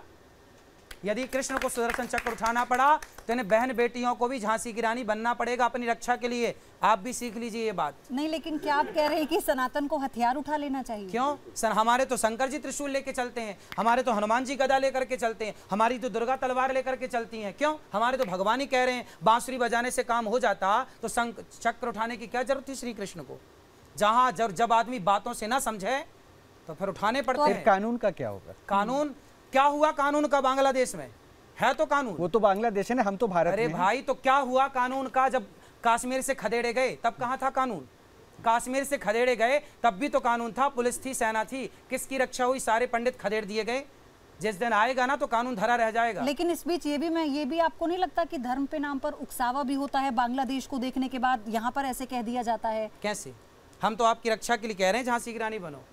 नहीं, महिलाओं को अपनी रक्षा की जब बात आती है ना, तो आचार्य जी, तो आप भी जानते हैं, चाहे भागवत हो चाहे रामायण हो, महिलाएं कभी पीछे नहीं रही हैं। लेकिन दूसरी बात यह है कि धर्म के नाम पर उकसाना किसी भी धर्म के लोगों को, आपको नहीं लगता कि ये आपसी सौहार्द को भी बिगाड़ता है? देखो, हनुमान जी लंका गए, तो हनुमान जी लंका जब गए तो वहां पर पूछा रावण ने, क्यों तुमने हमारे राक्षसों को क्यों मारा? तो हनुमान जी ने उत्तर दिया, सुन रावण, मैंने नहीं मारा, जिन मोहि मारा ते मैं मारे, जिन्होंने मुझे मारा। अब हमारी बहन बेटियों के साथ दुराचार हो, हमारे साथ गलत हो और हम बैठे देखते तमाशा देखते रहें, इसके लिए हम मारेंगे नहीं, हम किसी को छेड़ते नहीं हैं, लेकिन हमें कोई छेड़ेगा तो छोड़ते भी नहीं।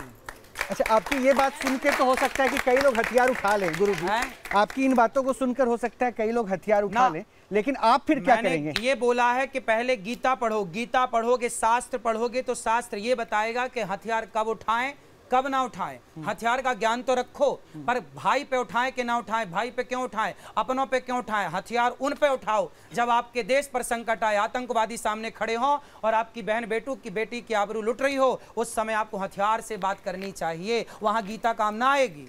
तो महाभारत में तो हथियार ही उठा, फिर हुआ अंत क्या है? महाभारत में तो हथियार ही उठा था, अंत क्या हुआ?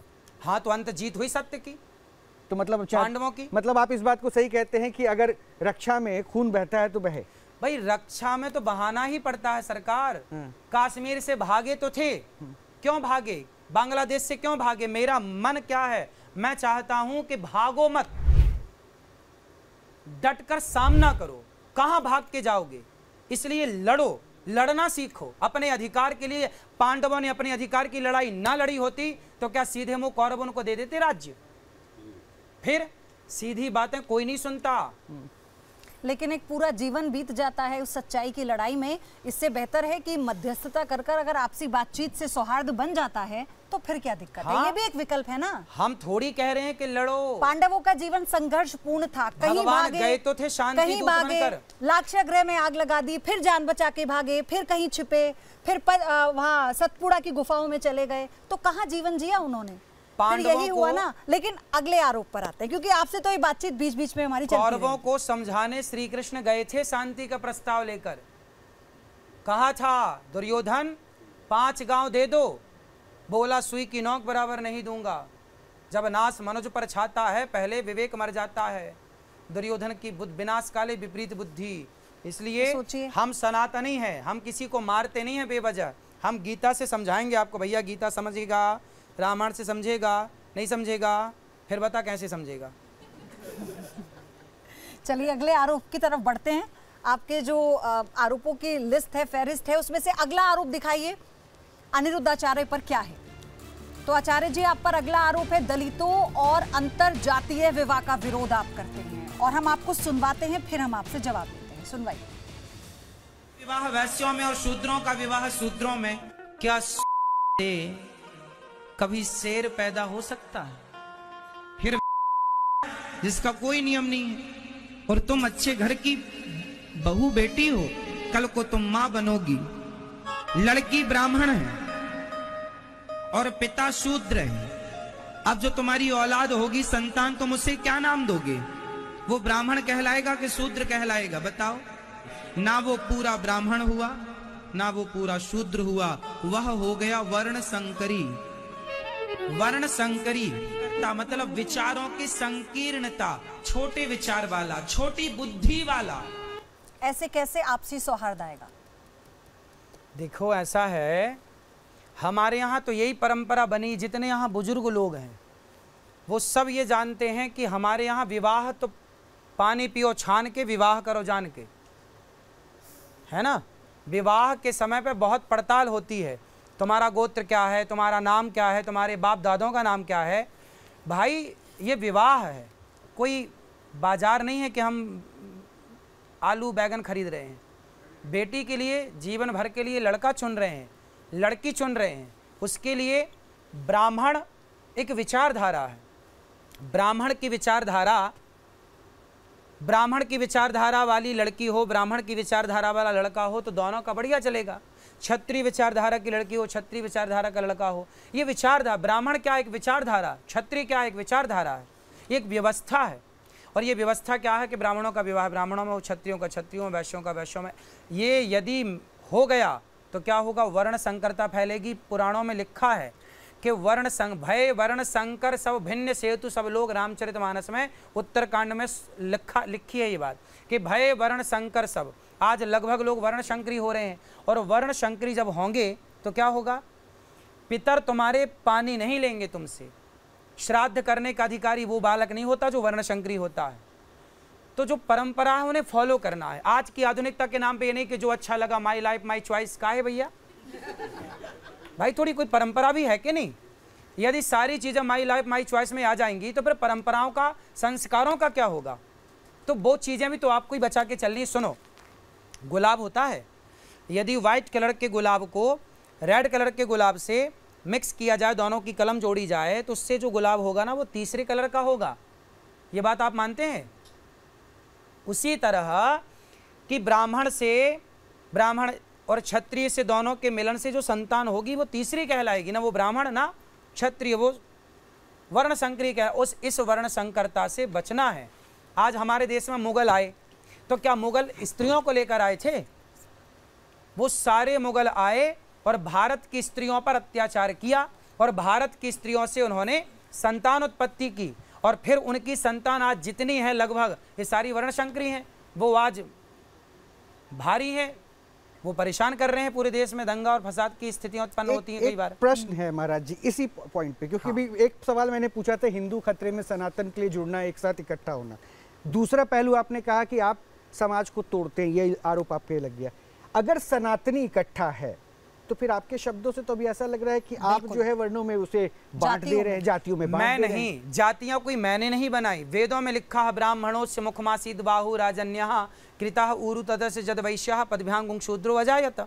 ये मैंने नहीं बनाई। भगवान के मुख से ब्राह्मण, भुजाओं से क्षत्रिय, जंघाओं से वैश्य, चरणों से शूद्र का प्राकट्य हुआ। ये मैं नहीं कह रहा, वेद कह रहे हैं। तो जब व्यवस्था बनी है तो उस व्यवस्था को फॉलो की जाए ना। आप देखो वहाँ खड़े हैं, मैं यहाँ बैठा हूँ, ये व्यवस्था है। ये कैमरे वाले भैया वहाँ खड़े हैं, ये व्यवस्था। अब मैं जाके वहाँ कैमरा घुमाने लग जाऊँ तो कुछ ना आएगा। भाई जिसकी जो व्यवस्था है उसको रहने दो। ये ब्राह्मण की व्यवस्था है, क्षत्रिय की व्यवस्था है, वैश्य की व्यवस्था है, शूद्र की व्यवस्था है। आप फिर राधा और कृष्ण के प्रेम को कैसे परिभाषित करेंगे? प्रेम तो होना ही चाहिए। राधा कृष्ण तो पति पत्नी है ना। गोपियों का उनके प्रति समर्पण आप कैसे परिभाषित वो तो करेंगे? पति पत्नी है ना राधा कृष्ण, और पति पत्नी खूब प्यार करे, आपको क्या दिक्कत है? उनकी कृष्ण जी की पत्नी थी राधा जी। हाँ, आपने नहीं पढ़ा? बताइए, आपने नहीं पढ़ा? रुक्मणी कौन थी? रुक्मणी कौन थी? रुक्मणी भी पत्नी है। दिक्कत क्या है इसमें? आप बताओ। राधा कौन है? राधा भी लक्ष्मी है। रुक्मणी कौन है? रुक्मणी भी लक्ष्मी है। अब आप कहो कि दो लक्ष्मी, आप के पिताजी आपको लक्ष्मी बोलते हैं, मेरी बेटी मेरी राधा जी से विवाह का उल्लेख कहीं आया है क्या? मुझे तो ज्ञात नहीं है, मैं इसलिए पूछ रही हूं। गर्ग संहिता ले आइए, खरीद के पढ़िए। गर्ग संहिता ले आइएगा, उसमें राधा जी का कृष्ण से विवाह हुआ है। ब्रह्म वैवर्त पुराण खरीद के ले आइएगा, उसमें राधा कृष्ण के विवाह का वर्णन हुआ है। वृंदावन आइएगा, भांडी बट मैं आपको ले चलूंगा, आज भी वो स्थान है जहाँ ब्रह्मा जी ने राधा जी के साथ श्री कृष्ण का विवाह कराया है। जो लोगों को जानकारी नहीं है तो वो आज के लड़का लड़की क्या करते हैं, अरे तुम मेरी राधा बन जाओ। ये तो केवल भ्रमित कर रहे हैं लोग राधा के नाम पे समाज को। राधा कृष्ण तो सदा से पति पत्नी है। राधा कौन है? साक्षात महालक्ष्मी है। तो फिर आप मुझे बताइए इस परिप्रेक्ष्य में कि कृष्ण की दो पत्नियां, दो नहीं 16,108। मैं उनकी बात बता रही हूँ जिनकी हम बात कर रहे हैं। वो तो गोपियां भी हैं, उनके प्रति प्रेम में जो उनका समर्पण था, पत्नियां हैं लिखित में 16,108। इससे मैं वाकिफ हूँ जो आप कह रहे हैं, मैं इससे वाकिफ हूँ जो आप कह रहे हैं। लेकिन मेरा इसमें ये जानना है कि आज के परिप्रेक्ष्य में आप इसे सही ठहराएंगे? किसको? अनेक पत्नियों को। अच्छा, पति का मतलब जानते हैं क्या होता है? बताइए पति का मतलब। आप ही बता दीजिए, आप ही सब ज्ञानवर्धन कर रहे हैं तो मैं चाहती हूं। हमारे यहाँ पति होता है राष्ट्रपति। हमारे यहाँ एक पति होता है सेनापति। पहले हर राजा के पास एक पति था, सेनापति। अब सेनापति था तो सबका ही पति, पा रक्षणे धातु से पति बनता है। जो रक्षा करे उसे पति कहते हैं। और आप एक आरती गाते हैं, गाओ मेरे संग। तुम हो एक अगोचर सबके प्राण। तो सब आप जो प्राण ले रही हो मेरी बहन, ऑक्सीजन, तुम्हारे भी पति भगवान ही हैं। और ये भैया खड़े हैं, इनके पति भी भगवान। हम सब प्राण ले रहे हैं, ऑक्सीजन ले रहे हैं ना, तो लिखा ना तुम हो एक अगोचर सबके प्राण, तो सबके पति पारक्षणे धातु से पति, जो रक्षा करे। हम सबकी रक्षा भगवान ही कर रहे हैं। अभी कोरोना काल में ऑक्सीजन के लिए मर गए लोग, तो भगवान ही तो सबका पालन कर रहे हैं। तो भगवान सबके पति, मीराबाई ने पति रूप में चाहा कृष्ण को। आपको कोई ऐतराज मीरा से? तो फिर पत्नी का उल्लेख भी कर पहले मेरी प्रश्न का उत्तर दो जी, कि मीरा ने कृष्ण को पति रूप में चाहा। कोई ऐतराज नहीं है, वो उनकी भक्ति है, उनका समर्पण है। सतयुग त्रेता द्वापर, सतयुग त्रेता द्वापर की जितनी स्त्रियां मीरा जैसी होती हैं, जो कृष्ण को पति रूप में चाहती हैं, वो सारी नारियों को भगवान द्वापर में इकट्ठा करते हैं। सबके लिए अलग अलग तो आ नहीं सकते ना, तो सबको इकट्ठा करते हैं और भगवान आते हैं और सबके मेरा ये सवाल पति के रूप, पत्नी के रूप में स्वीकार करके सबका मन। आज के परिप्रेक्ष्य में अगर कोई लड़की, कोई स्त्री इस तरह के प्रेम में हो तो आप उसका उल्लेख कैसे करेंगे? क्योंकि उस पर भी मैं आऊंगी। मीराबाई तो प्रेम करती थी श्री कृष्ण से। नहीं तो अगर आज के परिप्रेक्ष्य में कोई लड़की किसी के प्रति इतना प्रेम रखती हो तो उसका उल्लेख आप कैसे भाई? करेंगे? भगवान के प्रति रखे तो अच्छा है ना, ये लिव इन में रह के क्या कर लेगी भाई? मीरा ने किससे प्यार किया? किसी लड़के से किया? जगत के पालनहार से ना किया। तो भगवान से प्यार करना कौन सा गुनाह है? जाकी रही भावना जैसी, प्रभु मूरत देखी तिन तैसी। भगवान को आप पति रूप में चाहो, पिता रूप में चाहो, यशोदा ने पुत्र रूप में चाहा, द्रौपदी ने भाई के रूप में चाहा, अर्जुन ने मित्र के रूप में चाहा, जिसने जिस रूप में चाहा भगवान ने उसे उस रूप में दर्शन दिया।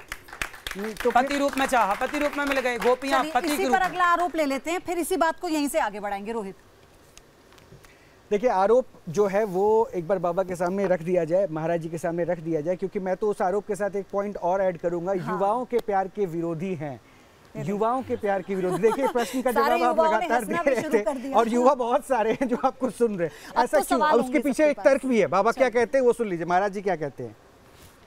पहले प्रेम का अर्थ कुछ और था, आज प्रेम का अर्थ कुछ और लोग कर रहे हैं। प्रेम आज स्कूल में, कॉलेज में लड़का लड़कियां प्रेम करते हैं। अब बताओ, जो स्कूली प्रेम है आज का, वो प्रेम है क्या? प्रेम की परिभाषा उनके प्रेम में लागू हो रही है? बिल्कुल नहीं। आजकल स्कूल कॉलेज में जो प्यार हो रहा है लड़का लड़कियों का, फेसबुक वाला, व्हाट्सएप वाला, I love you too, I love you, ये सब प्यार नहीं है। ये क्या है? क्या है ये? केवल हवस है। अपनी बेटियों को ये केस जरूर दिखाइएगा कि देख लो आंखें फाड़ फाड़ करके, जो तुम्हें प्यार का भूत सवार है।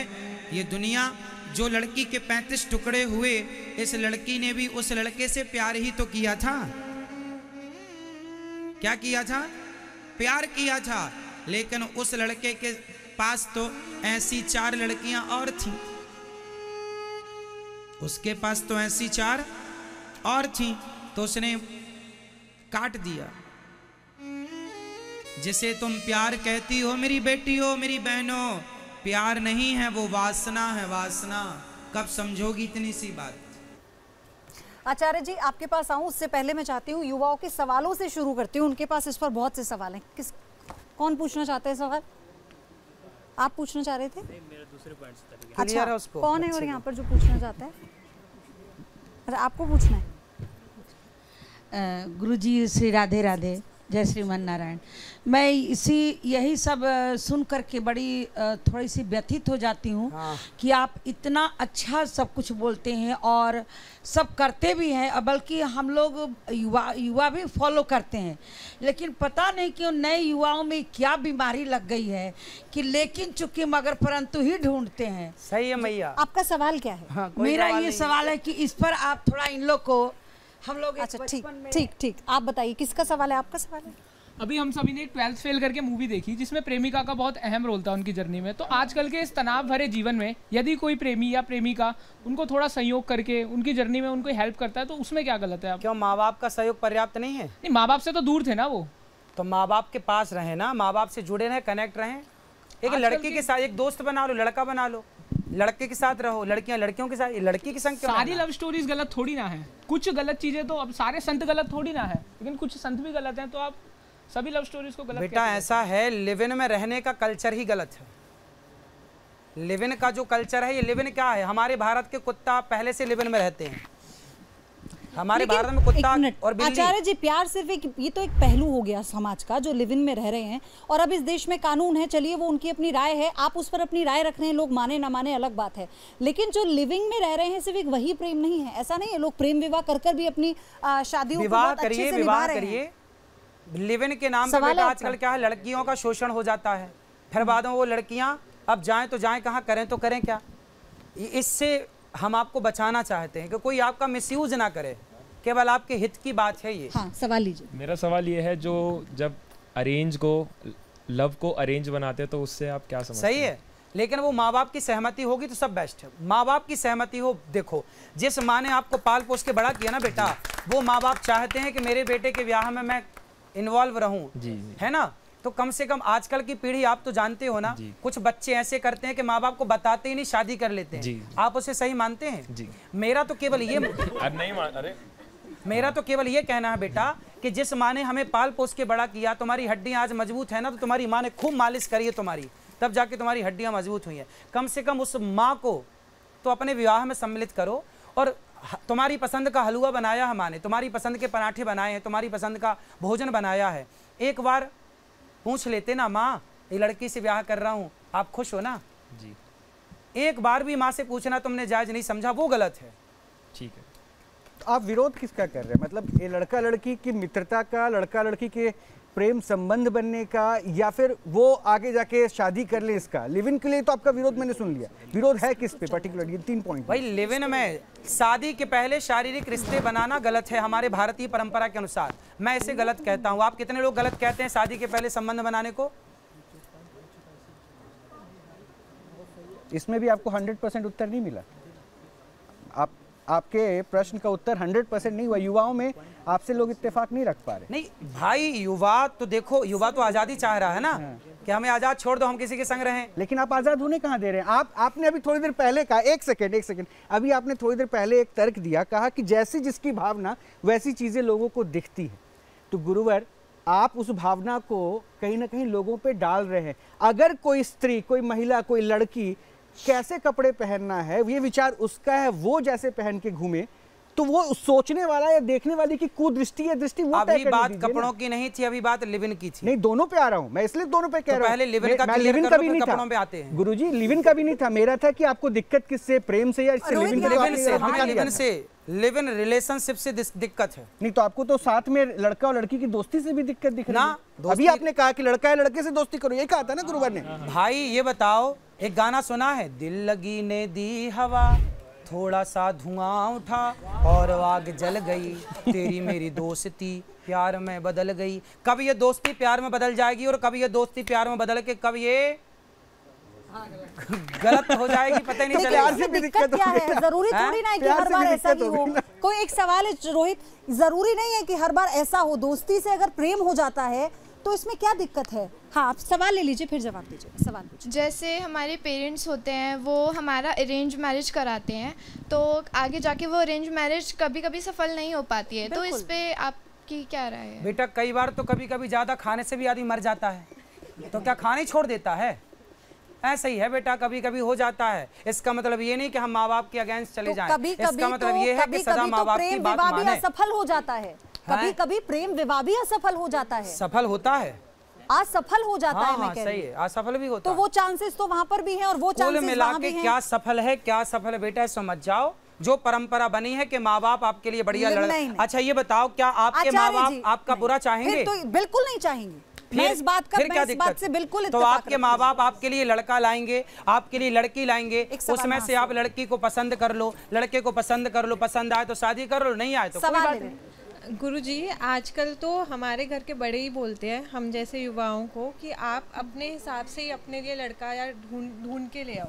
सही तो उसके लिए आप क्या कहते हैं? आप दोबारा से सवाल पूछिए, दोबारा से। आजकल तो हमारे घर के बड़े ही हमें ऐसी सलाह देते हैं कि आप अपने लिए अपने पसंदीदा लड़का ढूंढ के ले आओ, तो उसके लिए आप क्या कहते हैं? आजकल के माँ बाप डरे हुए हैं ना बेटा। बिल्कुल, हाँ जी। वो डरे इस बात से हैं कि कहीं हम ढूंढ के लाए और इन्हें पसंद ना आए और तलाक दे दिया, इसलिए बेटा तुम सुखी रहो, बस जैसे रहो। तो माँ बाप तो डरे हुए, ये डर के शब्द सोच रहे हैं ना आचार्य जी। आप भी तो हो सकता है ऐसा सोच रहे हो, माँ बाप को लगता है कि हमने अपने बच्चों को ऐसी परवरिश दी है कि वो अपना जीवन साथी खुद चुन सकते हैं, और अगर बच्चे चुन रहे हैं और माँ बाप की उसमें रजामंदी है, सहमति है, तो क्या दिक्कत? माँ बाप की रजामंदी है तो हमें कोई दिक्कत नहीं है। हम तो इसके खिलाफ हैं कि जब लड़का लड़की भाग के शादी करते हैं और माँ बाप को भी सूचित नहीं करते, वो गलत है। अगले आरोप पर चलते हैं, क्योंकि ये तो लगातार ताना बाना बुन चुका है, चलता है। आचार्य जी को जो है इतने आरोप कि नहीं, अगला आरोप आप तो हमारे दिल में बसे, अभी कहाँ जाने की सोच रहे हैं? बस आरोप थोड़े से और बचे हैं, बस उनका जवाब ले ले। आरोप क्या है अगला, जरा बताइए।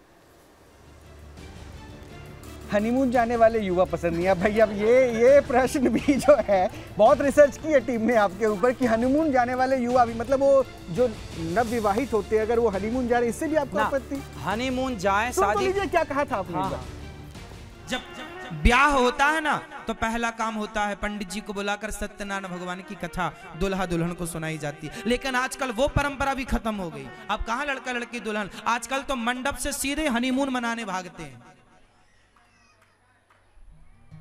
हाँ या ना? सीधा टिकट कटी होती है, सीधा वो 5 स्टार होटल में जाके केवल अपना भोग विलास का आनंद लेते, क्योंकि शादी करी भोग विलास के लिए, तो भोग विलास भोग रहे हैं, ठीक भी है। उनका उद्देश्य यज्ञ था ही नहीं, उनका उद्देश्य भगवत प्राप्ति है ही नहीं।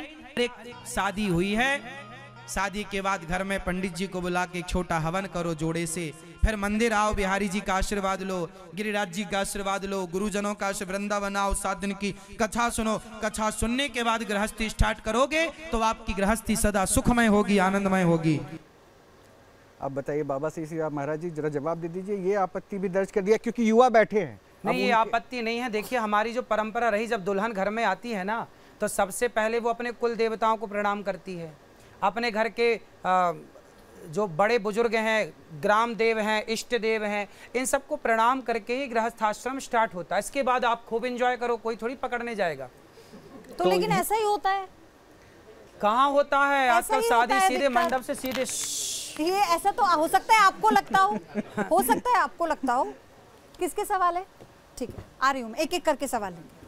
मैं पीछे से शुरुआत करूँ। हाँ, पूछिए। गुरुजी, जैसा कि राधे राधे राधे राधे। गुरुजी, जैसा कि अभी इन्होंने पूछा, आपने कहा कि परिवार वालों के हिसाब से अगर शादी हो तो वो ठीक है, लेकिन एक तरफ आपने कहा कि वैश्य की शादी वैश्य में होनी चाहिए, ब्राह्मण की शादी ब्राह्मण में होनी चाहिए। हाँ। तो मैं आपसे ये पूछना चाहता हूँ कि अगर लड़की वैश्य है या लड़का वैश्य है, या लड़का लड़की दोनों में, दोनों अलग अलग हैं, एक वैश्य है एक ब्राह्मण है, लेकिन दोनों के माता पिता राजी हैं, तो क्या वो शादी सफल है? फिर आप सबकी मर्जी से राजी है तो कर लो, समाज तो कर ही रहा है बेटा, लेकिन उसके दुष्परिणाम हैं। लेकिन फिर जो आपने कहा कि वैश्य की शादी वैश्य में नहीं होनी चाहिए, फिर उनकी जो संतान की शादी वैश्य में होनी चाहिए, लेकिन फिर ब्राह्मण में। अगर दोनों के अगर माता पिता राजी हैं, फिर देखो, आप अपनी मर्जी से जो करोगे, यदि नियम के विरुद्ध करोगे तो होगा क्या? वो वर्ण शंकरी ही कहलाएगी संतान। मेरे कह देने से या मेरे ना कहने से वो संतान का गुण बदल नहीं जाएगा। गुरुजी, मेरा एक प्रश्न और है जी। अभी आपने कहा कि कृष्ण जी के 2 पत्नियां थी, 2 नहीं 16,108। 16,108। तो आप क्या सनातन धर्म के अंदर वैसे तो एक पत्नी रखी जाती है, तो क्या आप 2 एक से ज्यादा पत्नी रखना, वो आप उस चीज का समर्थन करते हैं? बेटा, कृष्ण भगवान है, भगवान से अपनी तुलना नहीं हो सकती ना बेटा। उन्होंने 1 उंगली से पहाड़ उठाया था। जिस दिन तुम 1 उंगली से पहाड़ उठा लोगे ना, तुम भी कर लेना 16,108। चलिए अगला आरोप लेते हैं, प्रश्न उसी दौरान हम लेते रहेंगे। अगला आरोप दिखाइए। 16,100 भैया, वो 16,000 ना वेद की ऋचाएं हैं, 108 उपनिषद हैं, वो वेद की ऋचाएं हैं। उसका अध्यात्म जब समझोगे, कथाएं सुनोगे ना, तो मैं विस्तार से खूब बताता हूँ इन सब विषयों। चलिए, आचार्य जी का अगला आरोप क्या है उन पर? बॉलीवुड फिल्मों से नफरत करते हैं, ये तो लगा भी, और एक बार सुना देते हैं पहले क्या कुछ कहा है महाराज जी ने। मूवियां बनाने वाले बॉलीवुड ने क्या किया, कितनी बड़ी क्षति पहुंचाई सनातन धर्म को। भारत देश में आज के नौजवान बच्चे संतों से चिढ़ते हैं, हाँ या ना? आज के जितने युवा यंग हैं, आज का जो यूथ है, ये संतों से चिढ़ते हैं, नफरत करते हैं संतों से। जानते हो क्यों? गलती इन बच्चों की नहीं है, इन बच्चों के दिमाग में बॉलीवुड ने गोबर भर दिया है, संतों के खिलाफ भड़का दिया है पिक्चर बना बना करके। ये पिक्चर बनाने वालों ने, फिल्मी दुनिया वालों ने क्या दिया भारत को? पूछो जरा इनसे, हिसाब लो। इन्होंने आपके बच्चों को शराब पीना सिखाई है। गाना गा गा के जीना अगर जरूरी है तो पीना बहुत जरूरी है।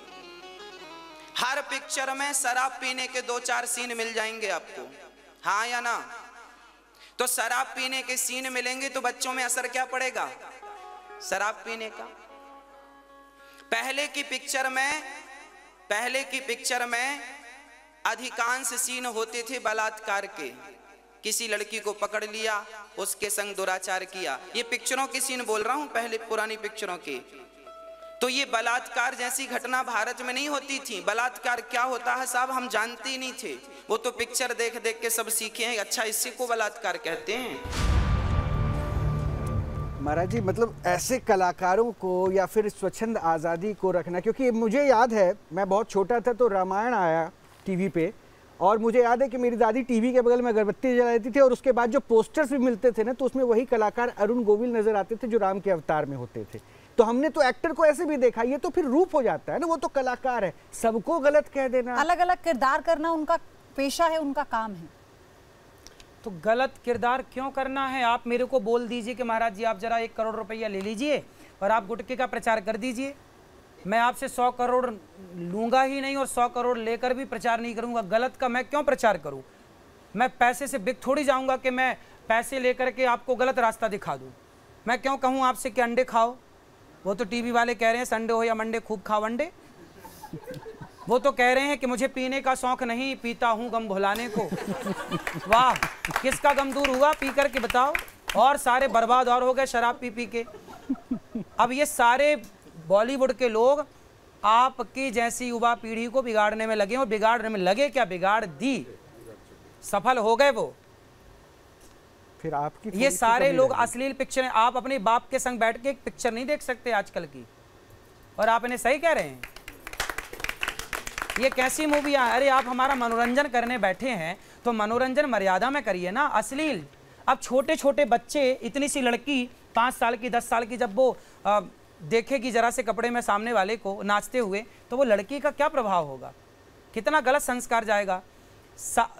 अंग्रेजों ने और मुगलों ने जितनी क्षति पहुंचाई है भारत को, उससे कहीं ज्यादा बॉलीवुड ने क्षति पहुंचा दी भारत को, संस्कारों को नाश कर दिया। चलिए, इसी के सिलसिले में एक और आरोप है आप पर। अगला आरोप भी दिखाइए, क्या है? अगला आरोप है महिलाओं का मॉडर्न ड्रेस पहनना आपको पसंद नहीं है। हम सुनवाते हैं और फिर हम आपके पास आएंगे। हमने आपको खोल के दिखाया तभी तो आपने देखा। हमने खोल के दिखाया ही नहीं होता तो आप कैसे देखते, है ना? अब हम ही खोल खोल के दिखाएं और सामने वाले से कहें कि तुम अपनी सोच बदलो, तो ये कहां तक सही है? हाँ, आजकल बहुत सारी आज युवा पीढ़ी जो है, आज हम किसी बहन से कहें कि बहन कपड़े पूरे पहन लिया करो, अरे महाराज जी अपनी सोच बदलो। मर्यादा में रहना सब प्रकार से सही है, अमर्यादित ये हिंदुस्तान है। अब लड़कियां ये कहें कि महाराज जी आप अपनी सोच बदलो, हाँ हमने सोच बदली, हम नहीं देखेंगे, पर हम नहीं देखेंगे ना, जमाने को तो आप नहीं सिखा सकते ना, समझा सकते। एक और आप आरोप जो है और भी है, वो भी साथ में दिखा महिलाओं से जुड़ा, महिला से जुड़ा, उसके बाद एक ही साथ जवाब लेंगे। महिलाओं का नौकरी करना पसंद नहीं है। अब भाई आज की तारीख में महिलाओं के नौकरी करने को भी महाराज जी गलत बताते हैं। एक उत्तर लीजिए, सुनवा बस ये दोनों का एक साथ उत्तर दोनों का उत्तर दीजिएगा, दोनों का एक साथ महिलाओं उत्तर से लूंगा ना, महिलाओं से जुड़ा है, सुनवा देते हैं एक बार। जॉब करनी है, टीचर बनना है गुरुजी। पति क्या करते हैं? पति हमारे बिजनेसमैन है। तो जब बिजनेस कर रहे हैं, पति कमा रहे हैं मस्त, तो आपको क्यों काम करना है? गुरुजी मेरे घर के काम कर लो। हाँ ये तो ठीक है, लेकिन फिर भी गुरुजी मुझे ये लगता है ना कि हम अपने पैरों पे खड़े हो जाएं। अरे पैरों में खड़ी तो हो, पति के पाँव में खड़ी रहो। ऐसे गुरुजी क्या है ना कि फिर ये बोलेंगे पति कमाएगा। जब पति, देखो जहाँ पति नहीं कमाने वाला है वहाँ पत्नियाँ कमाए। जब पति बिजनेसमैन है, ठीक ठाक कमा रहा, तो आपको काहे परेशान होना है? पत्नी हो, पति को समय दो। पति निकम्मा हो तो पत्नियाँ काम करें। जब पति कर्म करने वाला है, कमाने वाला, तो पत्नियां केवल पति और बच्चों का ख्याल रखें, ये काम है नारी का। वैसे तो पयोधी ये कहा जाता है कि इस समाज में स्त्री और पुरुष का भेद नहीं है, अंतर नहीं है। अर्धनारीश्वर के रूप में प्रभु शिव को दिखाते हैं, महादेव को दिखाते हैं, कृष्ण ने भी खुद मिटाया है। लेकिन आप समाज में महिला और पुरुष में भेद दिखा रहे हैं कि भाई स्त्री हो, घर का कार्य करो, नौकरी तो आपके हिसाब से महिला पुरुष में भेद नहीं है? ये तो आप बता रहे हैं, हम तो आज के समाज में संदेश जा रहा है कि भेद नहीं होना चाहिए। आप शारीरिक संरचना की बात कर रहे हैं तो बिल्कुल पुरुष और महिलाओं में अंतर है, लेकिन मैं चाहती हूँ कि पहले उनके पहनावे पर लेकर आप बात करें और फिर आप देखो, पहनावा तो ऐसा है कि मर्यादित होना चाहिए। अभी मैंने बोला कि बॉलीवुड में जरा जरा से कपड़े पहनाते हैं, वो आपको मर्यादित लगता है? आपकी बेटी देखेगी तो गलत लगेगा, आपका बेटा देखेगा गलत लगेगा। मर्यादा, कपड़े पहनना कौन सा बुरा है? क्या हमारी माता पार्वती, माता सीता, क्या आपने मंदिरों में नहीं देखे किस तरह का श्रृंगार होता है? ये देखो हमारी माता बैठी तो कितना बढ़िया वस्त्र पहन के बैठी हैं। अरे वस्त्र पहनना तो अच्छा है, मैं खुद पूरे कपड़े पहन के खड़ा हूँ, बैठा हूँ, आप भी पूरे कपड़े पहन के। भाई अपने शरीर का प्रदर्शन क्यों, किसे दिखाना है? दिखाना किसे है? एक पुराना एक गीत था, उसमें एक शायरी थी, एक लाइन याद है मुझे, कहो तो सुना दो। बिल्कुल। हाँ, आप कह रहे वही सुनाइए। वही सुनना चाहते हैं आप? आपके कारण ही ये पिक्चरें बन रही उल्टी सीधी। अब सारे इल्जाम मेरे ऊपर आप मेरे पे लगा रहे हैं ना। अच्छा ठीक है, आरोप चलिए। तो ऐसा है कि आप लोग डिमांड करते हैं तो लोग बनाते हैं। अपने कंधे से दुपट्टा मत सरकने देना, वरना बूढ़े भी जवाने की भीख मांगेंगे। ये है ना एक गीत में, अल्ताफ राजा के कोई गाना है, तुम तो ठहरे परदेसी, ऐसा कुछ गीत है कोई? फॉलो तो करते हैं आप, नाम भी याद रखा है। नहीं भाई, बचपन में खूब चलता था ना, हर जगह शादी हुई बेटी की, तुम तो ठहरे परदेसी।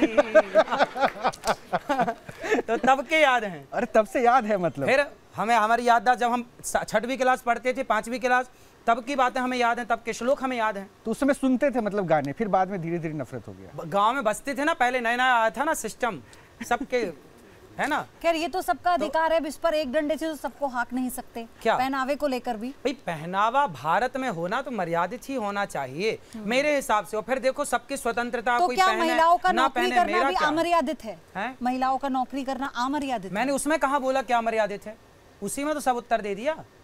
उसी में मैंने क्या कहा कि बेटा काम वहां करना चाहिए जहां आवश्यकता है। जहां आपके घर में आवश्यकता नहीं है, पति कमा रहा है, पिता कमा रहा है, तो आपको घर में बैठ के एंजॉय करो, आनंद करो।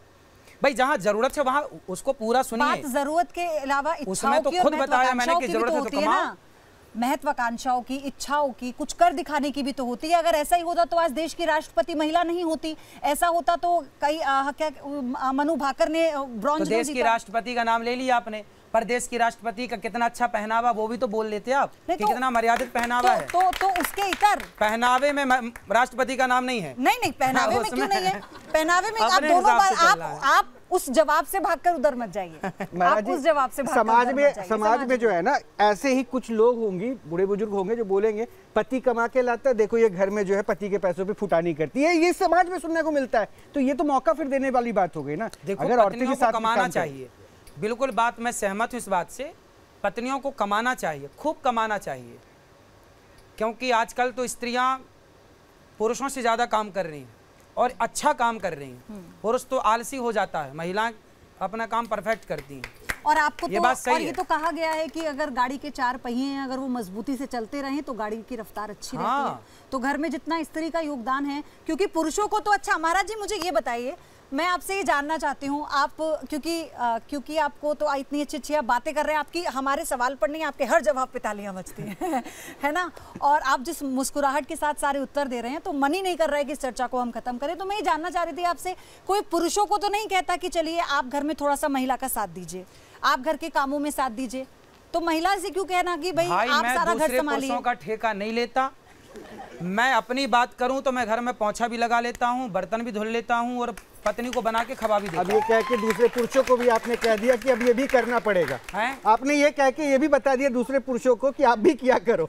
अपनी पत्नी आपको 25 दिन खवाती है, 29 दिन 29 डे खवाती है, तो 1 दिन 2 दिन आप बना के खिला दो उसको, आप उसका साथ दो। ये तो मैं करता हूँ, अपने पत्नी का खूब ख्याल रखता हूँ। अच्छा, आप हमें ये बताइए, आपने अभी हम जानना चाहते हैं आपके निजी जीवन के बारे में भी, तो आप मतलब क्या आप बनाने का, कुकिंग करने का भी शौक रखते हैं? आपने कहा ना। मैं आपके इस बिल्डिंग में जितने लोग रहते हैं सबको बना के खिला सकता हूँ। अच्छा, क्या बनाते हैं आप सबसे अच्छा? नहीं, सबसे अच्छा क्या बनाते हैं? मैं दाल चावल सब्जी रोटी जो आप चाहें सब बना लेता हूँ। मैं बचपन में जब मैं गुरुकुल में पढ़ा हूँ ना, तो हमारे गुरुकुल में क्या है, भोजन बनाना पड़ता है। तो मैंने वहाँ सीखा। हाँ। तो मैं एक बार बैठता हूँ तो एक बार बैठने में 1 बोरा आटा की रोटी बना लेता हूँ, बेल लेता हूँ। अच्छा। 1 बोरा मतलब जानते हैं? हाँ। 100 किलो आटा की रोटी एक बैठक में मैं बेल के अलग कर देता हूँ। तो ये गुरुकुल में ही सीखा था आपने सब? आपको गोल रोटी बनानी आती है? हाँ आती है, बिल्कुल आती है। मेरे को भी आती है। तो लेकिन ना मुझे फिर आपसे एक शिकायत है। क्या? मुझे बहुत खुशी होती अगर मैं कोई आपका ऐसा वीडियो भी चलाती जिसमें आप ये कह रहे होते पुरुषों से कि सुनो, कभी गोल रोटी पत्नी को भी खिलाया करो। आप बनाते हैं, आपने हमें अब बताया। आपने वो क्लिप ला के डाली ही नहीं। मैंने पुरुषों की भी क्लास लगाई है कि पत्नियों का सम्मान। मैं तो ये बोलता हूँ रोज हर दूसरे दिन पति लोग अपनी पत्नियों को आई लव यू बोला करो। आप बोलते हैं? आप बोलते हैं? बोलता हूँ, ये आपने डाला ही नहीं इसमें। अब हम डालेंगे। लेकिन अंग्रेजी से तो आपको दिक्कत है, फिर आई लव यू बोलते हैं या मैंने तुमसे प्यार किया ये बोलते हैं? क्या? वैसे तो कहा जाता है कि आपको अंग्रेजी से दिक्कत है, तो आप आई लव यू बोलते हैं कि मैंने तुमसे प्यार किया ये? अंग्रेजी से दिक्कत नहीं है, आपको किसी ने गलत जानकारी। मैं सुनवाता हूँ, एक बार सुनवाता हूँ जरा महाराज जी का वो सुनवाइएगा, जो उसमें उन्होंने अंग्रेजी से दिक्कत वाली बात की, तो इसलिए पूछा। एक बार सुनिए, मॉडर्न शब्दों से दिक्कत है आपको, सुनवाइएगा जरा। ये मैया से मम्मी तक आ गए, पिताजी से पापा में आ गए, पिताजी से पापा। बताओ जरा पापा का अर्थ क्या होता है? बेटा पापा का मतलब बताओ। पापा पापा पापा पापा पापा पापा पापा। क्या बुला रही हो आप? अपने बाप को कि पाप को? बोलो। पापा पापा पापा पापा मतलब क्या हो रहा है? पाप आ। पाप क्या अभी कम पापी हो जो पाप को निमंत्रण दे रहे हो? पापा, पापा का मतलब क्या होता भाई? पापा का मतलब है पाप। पापा का अर्थ होता है पाप। चलिए इस पर जवाब ले। एक और आरोप आप दिखा दीजिए, सुनवा दीजिए, फिर दोनों पर एक साथ हम जवाब लेंगे महाराज जी से। अब ये है कि अंग्रेजी से नफरत करते हैं आप, जो जिसका जिक्र हम पहले कर रहे थे। सुनिए। आजकल तो हंस बैंड ही है, हंस हंस के बैंड बजती रहती है। अब वो पति परमेश्वर वाला फैशन खत्म है। अब अर्धांगिनी कहाँ, अब धर्म पत्नी कहाँ, अब तो बीबी।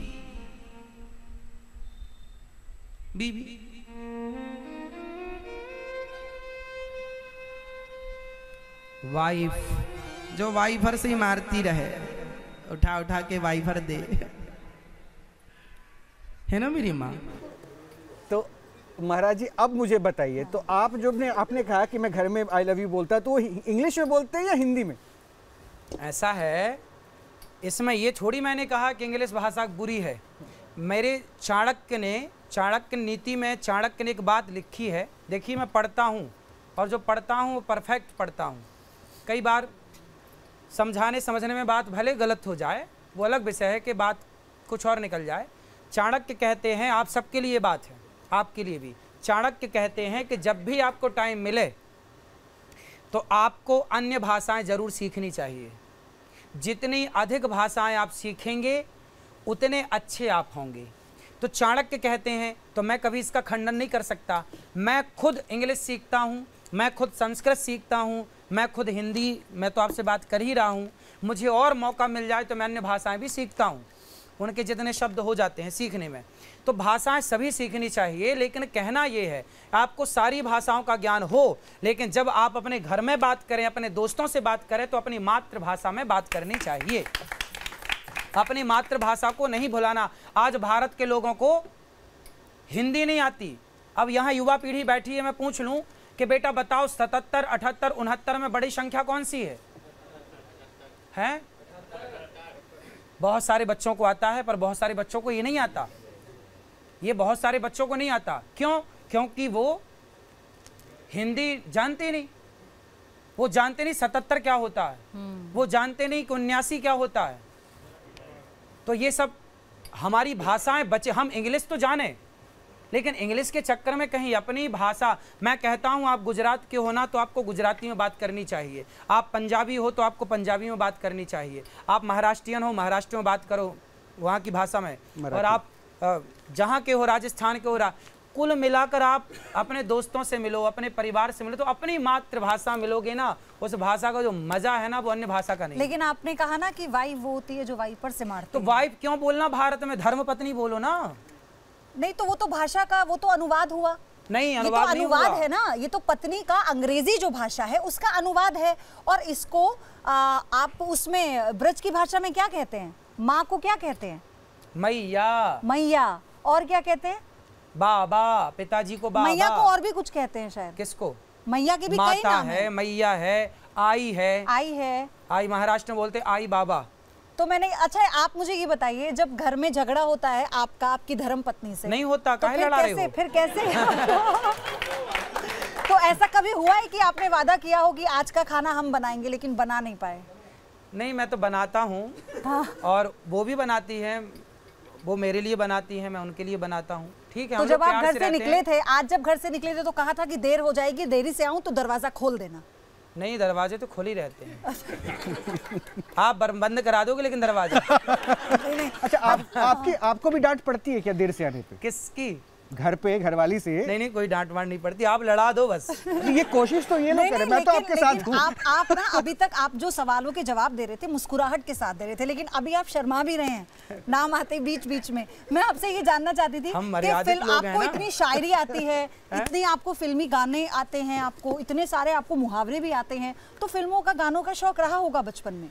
भाई देखिए, हम लोग कुछ गाने तो गाँव में चलती रहती थी ना, तो सुन के सीख जाते थे, और हमें कोई गाना पूरा नहीं आता, मतलब एक लाइन याद कर लेते हैं। तो उसमें गुनगुनाते तो होंगे कुछ, वही आप भजन अब गुनगुनाते हैं तो भजन, पहला भजन जिसने आपको बहुत ज्यादा प्रेरित किया हो या आपका बहुत लगाव हो, हम चाहेंगे कि हमारे दर्शकों के लिए भजन सुने। हाँ, जो आपको सबसे अजीज हो। भजन। इतनी कृपा सांवरे बनाए रखना, इतनी कृपा सांवरे बनाए रखना, मरते दम तक सेवा में लगाए रखना, इतनी कृपा। जन्म जन्म तक तेरा मेरा साथ कभी ना छूटे, छूट जाए सांसों की लड़ियां नाम कभी ना छूटे, भजनों की इस भूख को बढ़ाए रखना, भजनों की इस भूख को बढ़ाए, मरते दम तक सेवा में लगाए रखना, इतनी कृपा।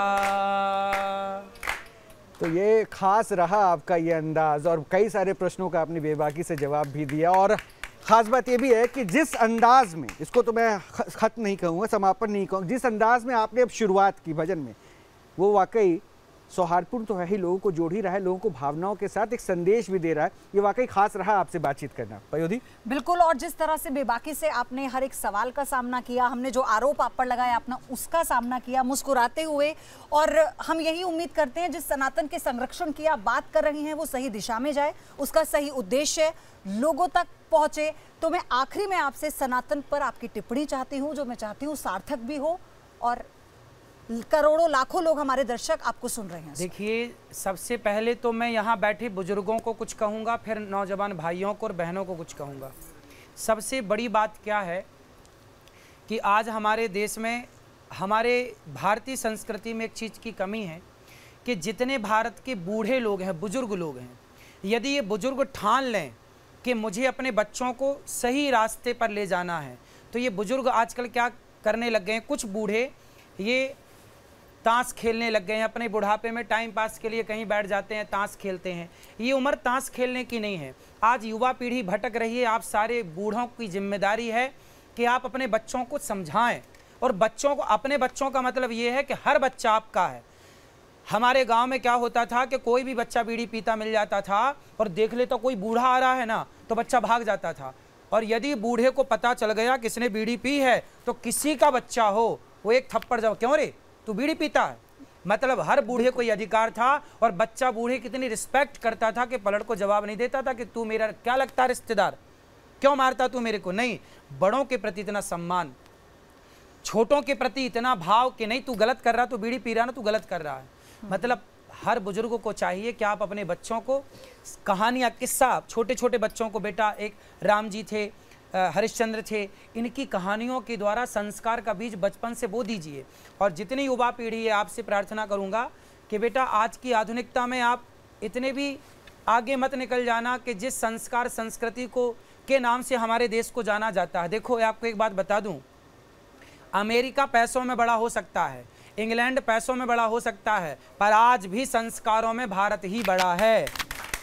एक आखिर इसलिए मेरी युवा पीढ़ी से प्रार्थना है कि आप आज अच्छे डॉक्टर बनिए, अच्छे एडवोकेट बनिए, अच्छे जज बनिए, अच्छे पद पर जाइए, लेकिन अपने भारतीय संस्कारों को भूलिए मत, अपनी ईमानदारी पर चलिएगा, अपने सत्य की राह को मत छोड़िएगा। और आप लोग ये लिविन के चक्कर में ना पड़िएगा, ये सबसे बड़ी हानि है। जो व्यक्ति चरित्र से गिर गया ना, वो समाज का उत्थान नहीं कर सकता। राम और रावण में यही अंतर है कि रावण चरित्र से गिर गया, रावण के पास धन तो था पर धर्म नहीं था, इसलिए रावण के पुतले जलते हैं। और राम के पास धन नहीं था जंगल में, पर धर्म था भरा सोना खचाखच लंक की दीवार में, एक रत्ती नहीं मिला रावण को मरती बार में, जाने ना देना धर्म करना लोभ मत धन धाम का, और धर्म ही जाता रहा तो धन रहा किस काम का। आपके पास धन है, आपके पास धर्म है तो धन बहुत आएगा, और धर्म ही नहीं है तो धन का करोगे क्या। एक छोटा सा आखिरी, इसलिए आप बताओ किसे बड़ा मानते हो, धन को कि धर्म को। इसलिए बेटा धर्म कहता है, राम कैसे हैं, मर्यादा पुरुषोत्तम, चरित्रवान है राम। आपको कैसा बनना है, चरित्रवान। और लिविन क्या करता है, आपको चरित्रहीन बनाता है। इसलिए बचिए इस बुराई से। यदि आप चरित्रहीन बन गए तो कभी अपने से नजरें ना मिला पाओगे। इसलिए मैं अपने से नजरें, मैं सबसे झूठ बोल सकता हूं, लेकिन मैं स्वयं से झूठ नहीं बोल सकता। इसलिए बेटा अपने से सच बोलो, अपने से सही बोलो। दर्पण के सामने जब आप खड़े हो ना, तो आप अपने को बोल सकते हो कि हाँ मैं सही हूं कि गलत हूं। अपने लिए सही रहना, किसी के लिए रहो मत रहो। आचार्य जी एक छोटी सी बात, अभी ऑपरेशन पाखंड आपने न्यूज नेशन का देखा, हमने दिखाया, तो आप उसी सनातन के नाम पर जो अपना गोरख धंधा चला रहे हैं, मैं चाहती हूं उनके लिए भी एक संदेश, क्योंकि समाज में जब आपको लोग इतना सुनते हैं तो ऐसे लोगों के पाखंड में ना आए तो भी आपको सुनेंगे। गोरख धंधा कौन चला रहा है? सनातन के नाम पर वो कंबल से, डंडे से फूंक कर जो इलाज कर रहे हैं, जिनका वीडियो हमने आपको दिखाया था, ऐसे लोगों से बचने के लिए आप क्या कहेंगे? देखिए पाखंड से बचना चाहिए, और जो यथार्थ है, आप लोग वृंदावन आना और वृंदावन आके गौरी गोपाल आश्रम को अपनी आंखों से देखना कि वहाँ 280 माओं की सेवा हो रही है कि नहीं, अखंड रसोई चल रही है कि नहीं, बच्चे पढ़ रहे हैं कि नहीं, गौ माता की सेवा हो रही है कि नहीं। इतनी सारी सेवाएं एक जगह पर हो रही हैं, और ये दास अनिरुद्ध आपका भाई, आपका बेटा बन के सेवा करता है। और आज के यूथ को मैं कहना चाहता हूँ कि मैं सवेरे से लेकर शाम तक काम करता हूँ, और काम करता हूं तो सेवा कर पाता हूं। आपको कामयाब होना है तो अपने काम से बेहद प्यार कीजिए, खूब काम कीजिए, और जब खूब सारा पैसा कमा लेना तो उस धन को धर्म से जोड़ना, खूब समाज की सेवा करना। इसी से आप खुश होंगे, आपका परिवार खुश होगा, आपके भगवान खुश होंगे।